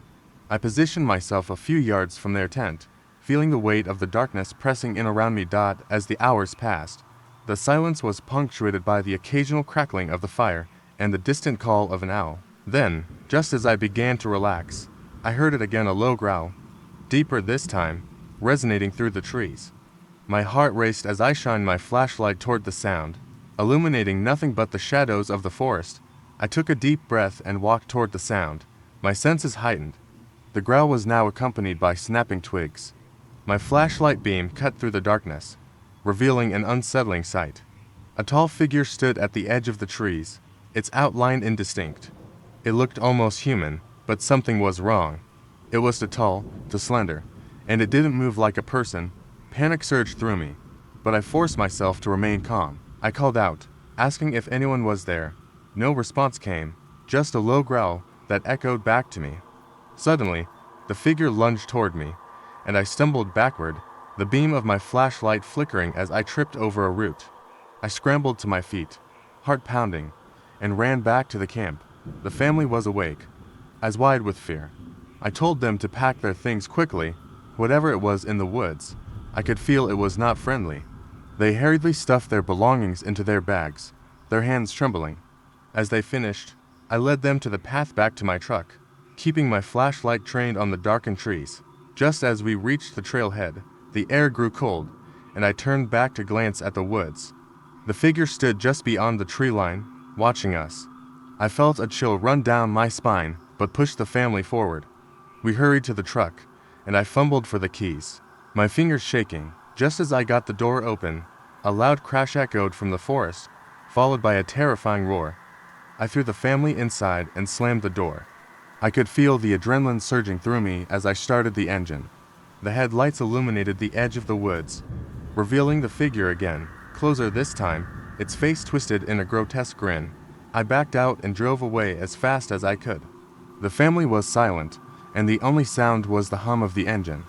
Finally, I turned to them and asked if they had seen anything. They exchanged confused looks, and then began to speak. The father insisted he had seen the figure, but the children only remembered shadows. The mother looked at me, her eyes wide. Then she pointed to the back of the truck. I turned, and my stomach dropped. There was a face pressed against the window, twisted and contorted, mirroring the grotesque smile I had seen earlier. The moment my heart stopped, the face vanished, leaving only the darkness behind. We all sat in stunned silence, realizing that whatever had been watching us was still out there, lingering just beyond the reach of our light. I've spent years working as a park ranger in the deep woods. My shifts usually consisted of monitoring trails, checking campsites, and ensuring visitors adhered to safety guidelines. Autumn had set in, painting the forest in a tapestry of orange and crimson. The air felt electric, tinged with an anticipation I couldn't quite shake. On this particular evening, I was tasked with patrolling a remote campsite that had recently reported some strange disturbances. As the sun dipped below the horizon, I grabbed my flashlight and set off along the narrow trail leading to the site. The shadows grew longer, twisting into menacing shapes among the trees. The silence felt thick, almost suffocating. I brushed off the unsettling feeling and focused on my job. After all, I had encountered my fair share of oddities in the woods. When I arrived at the campsite, I noticed it was unusually quiet. The fire pit lay cold, and the tents stood like sentinels, their flaps flapping gently in the breeze. I called out to see if anyone was around, but received no answer. A tingle of unease prickled my spine. I began checking the tents one by one. The first tent was empty, save for some gear strewn about. The second tent, however, caught my attention. I unzipped the flap and peered inside. It was dark, the light from my flashlight barely illuminating the space. I stepped in and felt a chill sweep over me. The sleeping bags were rolled up, but something was off. There was a half-eaten granola bar lying on the ground, and a backpack was haphazardly tossed in the corner, as if someone had left in a hurry. My instincts kicked in, and I quickly exited the tent. I decided to check the surrounding area. As I walked deeper into the woods, I felt the air grow heavier. The wind picked up, rustling the leaves, but it carried with it an unsettling whisper. I shook my head, trying to clear my thoughts. I was just being paranoid. That's when I heard a faint sound, almost like a child laughing. I turned, heart pounding in my chest, and started walking towards the direction of the sound. The laughter echoed in a way that sent chills down my spine. It was innocent, yet the deeper I went into the woods, the more distorted it became. It was laced with a hint of something dark, something wrong. As I ventured deeper, I spotted a flicker of light through the trees. I followed it, thinking it might lead me to whoever had been camping. But as I drew closer, the laughter ceased, replaced by a profound silence. I stepped into a clearing and felt my breath catch in my throat. There, in the center, stood a massive tree, its gnarled branches reaching out like skeletal fingers. At the base of the tree lay a circle of stones, each one covered in strange markings. I crouched to examine them, feeling a sense of dread wash over me. Just then, I heard rustling behind me. I whipped around, flashlight beams slicing through the darkness. Nothing was there. I was alone, or so I thought. Suddenly, a sharp whisper cut through the air, sending icy fingers creeping up my spine. It was a voice, chillingly familiar, echoing my name. I stumbled backward, heart racing, realizing it sounded just like my sister. Confused and terrified, I called out, asking if anyone was there. The whispers intensified, now blending into a cacophony of voices, all calling my name. My heart pounded louder, drowning out the chaos. I felt disoriented, panic threatening to take hold. Then I spotted something moving in the shadows, a figure darting between the trees. I trained my flashlight on it, revealing a face that made my blood run cold. It was a child, eyes wide and terrified, a look of pure horror etched on her face. I rushed toward her, ready to ask if she was lost. But as I reached her, she opened her mouth, and an unearthly scream erupted from her. The sound shattered the night, reverberating in my chest. I stumbled backward, realizing the child's face was not just frightened, but twisted, warped into something inhuman. I turned to run, but felt a tug on my shirt, yanking me back. I looked down to see skeletal hands emerging from the ground, grasping at me. I screamed and broke free. sprinting back toward the trail, adrenaline coursing through my veins. When I finally reached the safety of my vehicle, I locked the doors, heart racing, hands trembling. I looked back at the woods, expecting to see something, anything, but there was nothing. The eerie laughter had returned, ringing in my ears, echoing my deepest fears. That night, I didn't sleep. I sat in my truck, shaken, the forest looming dark and silent around me. As dawn broke, I vowed never to return to that spot, never to speak of it again. I thought about the child I saw, and the sinister whispers that echoed through the trees. I knew one thing for certain: the woods were alive with secrets, and some truths were best left buried. The night was deeper than usual, the kind of darkness that feels like it has weight. As a park ranger, I had spent countless nights in the woods, patrolling the trails and ensuring campers were safe. But this evening felt different. A chill ran through the air, making my skin prickle.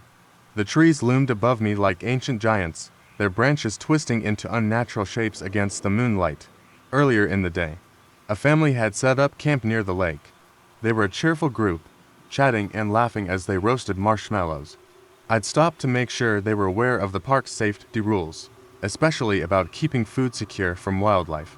Little did I know that this simple encounter would haunt me. As darkness enveloped the forest, I began my usual rounds. The sounds of the woods were all too familiar: the rustling leaves, the distant hoots of owls, the occasional crack of a twig underfoot. But then, I heard something that sent a chill down my spine. A woman's scream echoed through the trees. It was raw and desperate, cutting through the tranquil night like a knife. My heart raced as I sprinted toward the sound, each step feeling heavier than the last. As I approached the lake, the screaming stopped abruptly, replaced by an eerie silence that made my stomach drop. The family's campfire still flickered in the distance, but their voices were gone. I reached their campsite, my flashlight beam bouncing wildly over the area, searching for any sign of them. The tent stood undisturbed, but the air felt wrong. I called out, my voice trembling. No answer. Panic set in as I turned to check the trail leading away from the lake. That's when I saw a shadow darting between the trees, too quick for me to catch a clear glimpse. My instinct screamed for me to run, but I had a duty to protect these campers. I had to find them. I moved cautiously along the path, my flashlight illuminating the foliage as I pushed deeper into the woods. The darkness felt alive, closing in around me, the shadows stretching and twisting. Just as I was about to turn back, I stumbled upon a clearing. There, at the center, was a large figure crouched low, its back to me. I froze, my breath hitching. The figure was wearing something that resembled a tattered shirt, and I could see matted hair hanging down its back.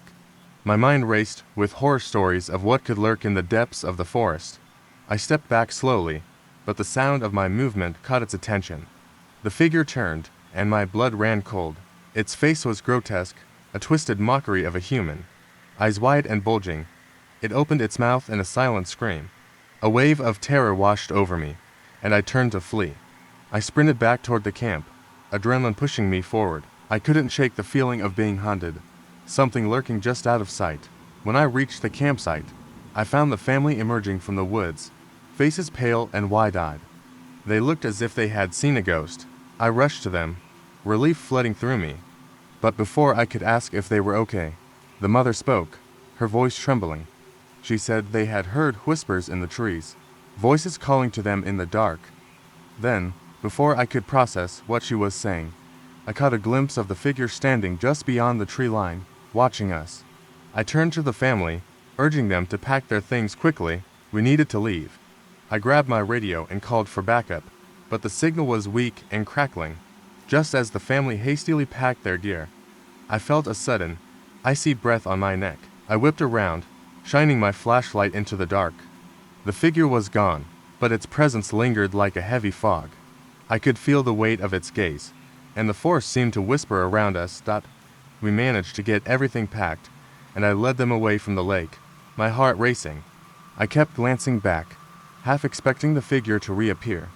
When we reached the main road, I finally exhaled, the tension slowly lifting. But as I turned to reassure the family, I saw something that made my blood run cold. They were smiling, their eyes unblinking and vacant. They weren't scared at all. In fact, they seemed utterly calm, as if nothing had happened. My heart raced again, but for a different reason. I stepped back, confusion taking over. They weren't the same people I had spoken to earlier.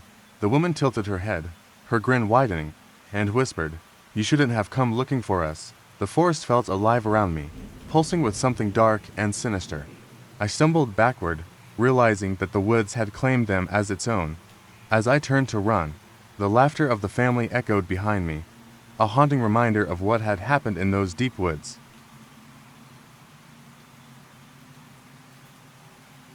I had been working as a park ranger for a couple of years when I received a call one late autumn evening. The park was known for its picturesque landscapes and quiet trails, especially in the fall, when the leaves transformed into vibrant hues of orange and red. As the sun dipped behind the mountains, I was on my regular patrol. I checked in with the ranger station and then turned my truck onto a secluded road, ready to survey the farthest reaches of the park. The radio crackled with the sound of frantic voices. A family of campers had set up near a remote lake and reported strange noises surrounding their campsite. They described low growls and something large moving through the trees. I chuckled at their fear, assuming it was just wildlife. I decided to reassure them. Driving through the dimming light, the air turned colder. The truck's headlights cut through the darkness, revealing nothing but trees. When I arrived at the campsite, I found the family gathered around the dying embers of their fire. They looked pale, wide-eyed, clearly shaken. As I approached, I noticed the way they huddled close together, as if afraid to venture too far from one another. The father spoke first, voice trembling. He explained that they had heard noises since sunset. At first, they thought it was just the wind, but then they heard a deep growl, not like anything they had ever encountered before. I reassured them, telling them it was probably just a bear looking for food, but they didn't seem convinced. I suggested we take a quick look around the perimeter of their campsite. After all, there were no other rangers in the area, and I wanted to make sure they felt safe. Armed with flashlights, we fanned out, scanning the tree line. As we walked, the sound of rustling leaves filled the air. The family kept close, and I could feel their unease. My flashlight flickered as we ventured deeper into the woods, illuminating the dense underbrush. I suddenly heard a low growl echoing through the trees, a sound that sent chills down my spine. I turned to the family, ready to tell them to stay calm, but the look of terror on their faces said everything. Just then, the growl turned into a high-pitched shriek, echoing through the night. My instincts kicked in, and I urged the family to retreat to their campsite. As we hurried back, I heard something crashing through the woods behind us. My heart raced as I shone my flashlight into the dark, desperate to see what was pursuing us. A flicker of movement caught my eye, but when I turned, nothing was there. The family was ahead of me, and I called out for them to keep moving. We reached the safety of their campsite, panting heavily. The father hurriedly stoked the fire, and I scanned the tree line for any signs of movement. There was nothing, just the wind whispering through the branches. The family settled back around the fire, still trembling. I could feel the fear hanging in the air, thick and tangible. I told them I would stay the night, ensuring they were safe. As the hours passed, the sounds of the forest settled into a haunting silence. We shared ghost stories to keep the mood light, but every rustle in the trees made us jump.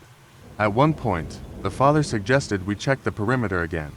I hesitated, but we agreed it was best to know if whatever was out there was still watching us. Equipped with our flashlights once more, we crept back toward the tree line. The air was heavy, and the night felt alive with anticipation. Suddenly, the high-pitched shriek rang out again, piercing the silence like a knife. I felt the hairs on my neck stand on end. We turned and ran back to the campsite, fear propelling us forward. But as we reached the clearing, the family froze, and I skidded to a halt behind them. There, in front of the tent, stood a tall figure, backlit by the glow of our fire. It was a park ranger, wearing a uniform eerily similar to mine, but something was off. His face was pale, sunken, and his lips curled into a grotesque smile. I stepped forward, confusion flooding my mind. But before I could say anything, the figure raised his hand and pointed towards the forest. In a voice that sent chills through my bones, he whispered, "You shouldn't have come here." The family screamed, and I felt a rush of panic. I turned to look back at the figure, but he had vanished, leaving only the echoes of his words hanging in the air. The family and I huddled together, trying to make sense of what we had seen. Knowing we had to leave the woods behind, we packed up quickly and fled, the night feeling colder and darker than before. As we drove away, I couldn't shake the feeling that whatever we had encountered was not done with us yet. Sometimes, when I close my eyes, I still hear that figure's chilling voice and wonder who or what was truly watching us in those woods. I had always loved the solitude of the woods. As a park ranger, my job was to protect these natural wonders, but I also enjoyed the peace that came with the deep trees and endless trails. However, my perspective shifted during a chilling autumn night that I still can't shake. It was late October when the leaves transformed into brilliant reds and golds, drawing visitors to the park for one last glimpse before winter. I was scheduled for a night shift, checking the campsites and ensuring everyone was safe. The chill in the air hinted at an approaching storm, and I pulled my jacket tighter around me as I made my rounds. The campgrounds were mostly empty. The few campers that remained were huddled around their fires, sharing ghost stories. I smiled at their laughter, but it faded quickly as I walked deeper into the woods. The only sound was the crunch of leaves beneath my boots, and a sense of unease began creeping in. About an hour into my shift, I heard rustling in the bushes nearby. I paused, my breath catching in my throat. The sound was unnerving, almost deliberate. I shone my flashlight toward the noise, but only darkness greeted me. I hesitated, but the sound stopped, and I dismissed it as a deer or some other animal. I continued my patrol, but that feeling of being watched lingered. When I reached the farthest campsite, I noticed a flickering light. I approached cautiously, thinking it might be an unattended fire. Instead, I found a tent with the flap wide open and no one around. Inside, there were scattered belongings and a half-eaten sandwich lying on the ground, as if someone had left in a hurry. My instincts kicked in. Something felt very wrong. I called out for the campers, but there was no response.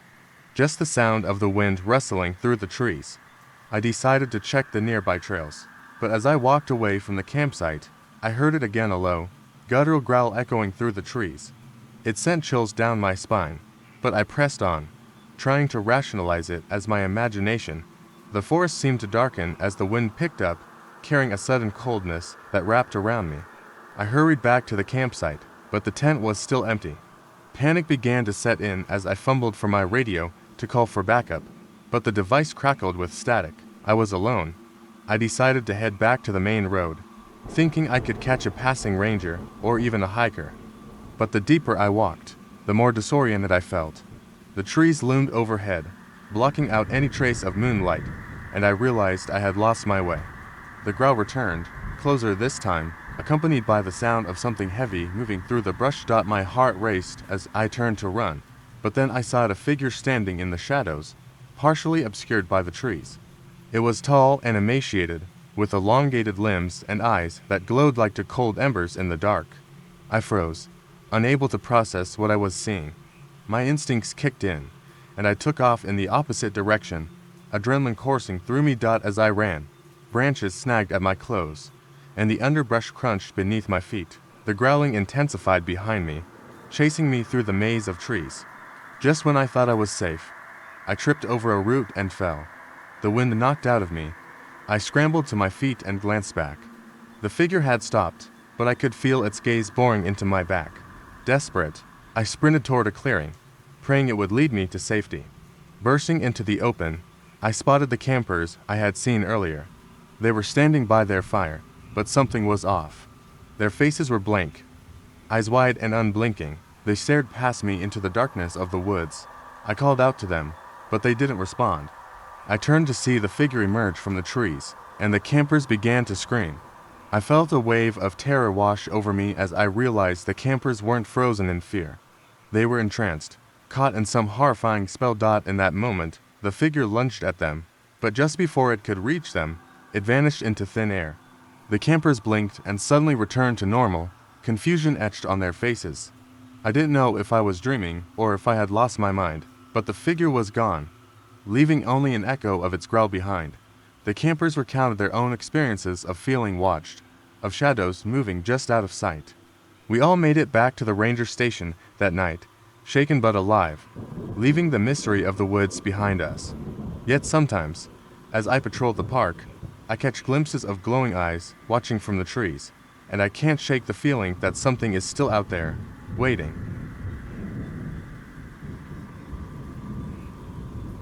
It was supposed to be an ordinary evening with friends at my cousin's house. The kind of night where you sit in the living room, eat snacks, and play video games until someone falls asleep on the couch. But that night, the house was anything but ordinary. My cousin lived in an old colonial house at the edge of town. It creaked and groaned with age, the kind of house that made you think it might have secrets. The front door was painted a faded blue, and the wood floors had dark patches from years of use. I loved the place, despite the occasional chill in the air and the way the windows rattled when the wind picked up. That night, the wind was more than picking up, it was howling. We were in the middle of a game when the lights flickered. Just a brief dimming, a heartbeat of shadow before the house returned to its usual glow. I barely noticed it, too busy focused on not losing the game. My cousin, Mark, glanced at the living room window. Frowning, "You guys hear that?" he asked, his voice slow. We all paused. The wind outside had grown louder, a deep, almost animal growl that sent a shiver down my spine. Before I could respond, a loud bang came from upstairs, like a heavy piece of furniture had been knocked over, probably just the wind. "Sarah, another friend," said, but her voice was tight. The others nodded, but the room felt 10 degrees colder. Mark got up and hesitated at the base of the stairs, peering up into the darkness. "I'll check it out," he said, trying to sound casual. I didn't want to be left alone with the noise, so I stood and followed him. We crept up the stairs, every creak of the wood making us wince. The hallway was dark, lit only by the dim glow of the moon through the window. Mark reached for the light switch but paused midair when a low, guttural growl came from inside his bedroom. "Did you hear that?" he whispered. The hair on my arm stood up. I nodded, unable to speak. Mark took a deep breath and pushed open the door. Inside, the room was empty. The window was closed, but the curtains billowed as if stirred by an invisible hand. The noise had stopped. "Nothing here," he said, though his voice sounded unsure. I stepped in, and then it happened, something I'll never forget. The dresser at the far end of the room began to move. It shuddered and scraped across the floor, pulling away from the wall with a sound that set my teeth on edge. I froze as the dresser tilted sideways, then crashed to the floor. "What in the—" Mark started, but the words died in his throat as we both heard it, the slow, deliberate sound of footsteps coming from down the hallway. We didn't wait to see what was coming. We sprinted out of the room, charging past the others who were now gathered at the bottom of the stairs. There was no time to explain. We needed to get out. Mark's parents were on a trip, and they had left us the keys to the old car parked in the driveway. I grabbed the keys from the hook by the door and threw open the front door. The wind rushed in, howling like it had something to say, but we didn't look back. We slammed the car doors shut and I fumbled to start it, the engine sputtering in protest before roaring to life. As we pulled out onto the road, I glanced in the rearview mirror. The house stood still, dark and silent, but there was something wrong. In one of the windows, a shadow moved, a figure standing there, watching. Its shape was tall, thin, and it had eyes that glowed with a pale, cold light. I took a deep breath and looked away, gripping the steering wheel until my fingers ached. None of us spoke, but we didn't need to. We all knew we wouldn't be returning there again. It wasn't just the wind that had been howling that night. The growls had come from inside the house itself. The street was dark, except for the occasional flicker of the street lamps that barely cut through the night. I had taken the long way home from my friend's house, down the quiet back roads that winded through patches of woods. The air felt heavy, and the silence outside my car was suffocating, as if the world were holding its breath. I was about halfway home when the car's headlights caught something, a figure standing at the edge of the road. I hit the brakes, the tires squealing in protest as I stopped just inches from what I now saw was a woman. She was wearing a long, flowing white dress that looked like it belonged to another era. Her hair was dark, tangled, and her face was turned away from me, looking down at the pavement. I rolled the window down, the cold air biting at my skin. "Are you okay?" I called out, my voice uncertain. The woman didn't move or respond. I squinted, trying to make out her face, but the shadows hid it. A chill ran through me, but I told myself I was being silly. Maybe she was lost, maybe in trouble. Just as I was about to call out again, she turned. The face that met my eyes was pale and cracked, like an old porcelain doll.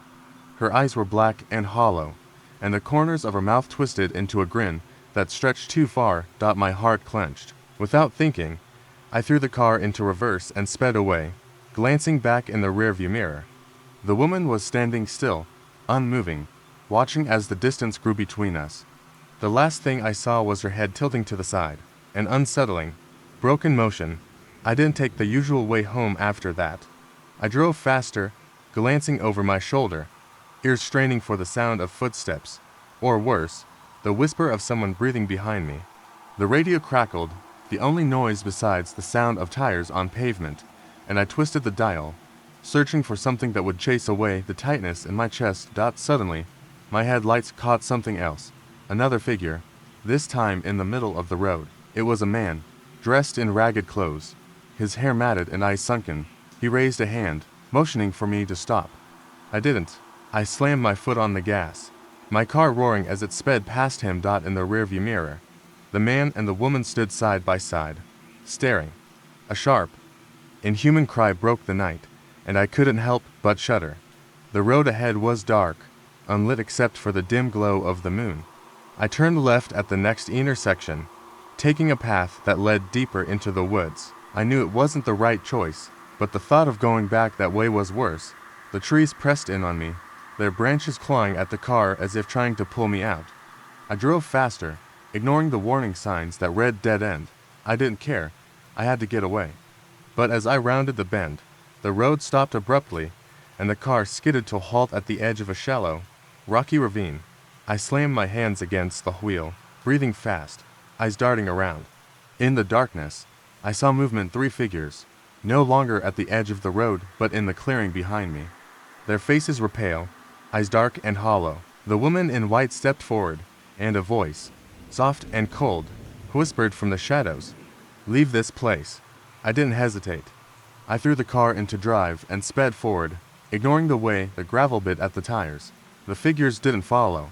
I didn't look back as the trees blurred past, but I knew they were watching, waiting, and whatever they were would always be there, hidden in the dark corners of the woods. The rest of the drive home was a blur. My mind screaming for me to stop thinking, stop looking over my shoulder. When I finally made it to my house, the first light of dawn was creeping over the horizon. I stumbled inside, locking the door behind me, and drew the curtains tight. The world outside was safe, or so I thought. The next morning, when I went to leave for work, I noticed the street was silent, as if it had never been touched by light or life. And when I looked out the window, I saw the woman in white standing across the road, staring at me, eyes hollow, mouth cracked in that twisted grin. I knew I'd never be the same again. The silence outside whispered that they were still there, waiting for the night. The first time I noticed it, I was alone in the park. It was a warm spring evening, the kind that makes you forget the stress of daily life and think that maybe everything's going to be okay. I sat on one of the old benches, staring out at the lake as the last rays of sunlight bounced off the water's surface. The sound of children playing in the distance and the soft rustling of the leaves should have been comforting, but an uneasy feeling settled in my chest. The park was nearly empty, save for an old man who was feeding the ducks and a young couple holding hands near the picnic tables. As the sun sank lower, a strange quiet fell over the area, almost as if the world was holding its breath. That's when I noticed the figure standing on the far side of the lake. At first, I thought it was a shadow. It was tall, unmoving, with the outline of a person, but it was shrouded in darkness, even though the last golden rays of sunlight still clung to the trees. I squinted, my heart beginning to pound as I realized the figure was staring straight at me. I looked away quickly, telling myself it was nothing, that my mind was playing tricks on me. But when I glanced back a moment later, it was closer, just barely, but unmistakably so. I felt a chill run down my spine as I stood up and started walking toward the park exit. My pace quickened. I heard the crunch of gravel behind me. I didn't turn around. I knew I was being followed. I told myself it was just my imagination, that the park was safe, but each step I took felt heavier, like the air around me was thickening, making it harder to move. I reached the gates and glanced back. The figure was no longer just standing, it was now moving, fast and awkward, like its limbs were too long and bent in unnatural ways. It wasn't running, but it moved quickly, closing the distance in a way that made me feel hunted. I fumbled for my phone, my hands shaking as I tried to unlock it. The screen stayed black, no matter how hard I pressed. My stomach twisted in fear, and I forced myself to break into a run, charging toward the street where the lights were brighter and the cars passed with a reassuring hum. I didn't dare look behind me. I reached the sidewalk, gasping, but I couldn't stop running. Only when I heard the sound of tires screeching around a corner did I turn my head. The figure was still at the edge of the park, staring at me, unmoving once more. I caught the gleam of its eyes that seemed far too wide, almost like they'd been carved into its face. A car honked, startling me, and I spun away, hurling myself into the street. I barely caught sight of the driver's panicked face before the headlights blinded me, and I screamed out. Everything went black. I woke up in a hospital bed hours later, the sterile smell of antiseptic filling my nose. I could hear people talking outside the room, muffled and distant. My head throbbed, but I sat up as best I could, trying to remember what had happened. A nurse came in and smiled sympathetically. "You're awake. You were hit by a car, but you're okay. Just a concussion. Some scrapes. You're lucky." I wanted to tell her about the figure, how it had followed me, but when I tried to speak, my throat felt dry, and words didn't come. Something else caught my eye, and I froze. The window was open a crack, and on the ledge, a smear of dark red was visible, as if someone had pressed a hand there and left it behind. And then I noticed it. Out there in the dark, just past the glass, was a shape long, thin, and impossibly bent. It tilted its head, as if looking straight at me, eyes wide and gleaming in the moonlight. The nurse turned at the sound of my gasp, but the figure was already gone, leaving only a trail of red footprints leading into the night. The sun was just beginning to dip below the horizon as I walked down the old, gravel path that led to my grandparents' farm. I loved the place, the wide, open fields, the way the wind whispered through the tall grass. But tonight, there was something different about it. The air felt heavy, and the usual chorus of crickets and birds was eerily silent. I was here to help Grandma prepare for the harvest festival. She had always said that there was a special kind of magic in the soil, and she swore that the night before the festival was when it was strongest. I chuckled at that, but I loved the traditions and stories that surrounded the farm, so I kept an open mind. The old barn loomed ahead, its hood weathered and cracked. The last rays of sunlight caught on its flaking paint, casting long, dark shadows. I pushed open the heavy door, and the smell of dry hay and aged wood filled my nose. I made my way to the back, where Grandma was pulling old lanterns from a shelf. "Come to help, darling," she called out, her voice warm and welcoming. I nodded, and she handed me a lantern with a smile. "This is for you. The light will guide you. But be careful when the dark comes. It can be tricky." I was about to laugh when the barn door creaked open behind me, and a chill ran down my spine. I turned to see a figure standing just outside, silhouetted by the fading light. It was tall, too tall, with long arms that seemed to stretch and bend unnaturally. I blinked, and it was gone. "Did you see that?" I whispered, my voice barely audible. Grandma's expression shifted. She stood up slowly, eyes narrowing. "You're not supposed to see them, but if they want you to, then it's too late." "What do you mean?" I asked, but she didn't answer. Instead, she grabbed my arm and led me out of the barn, her grip surprisingly strong for her age. The sky had darkened, and the first star shone bright, almost like an omen. "It's time for the old stories," Grandma said, her voice low. "The things that come out tonight are older than the land. They want to play. They want to know if you're brave enough to face them." I laughed nervously, but the sound was swallowed by the heavy silence.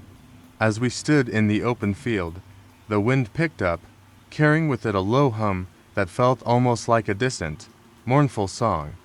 Then I heard the soft padding of feet, like someone walking in the tall grass. It was rhythmic, deliberate, and closer than it should have been.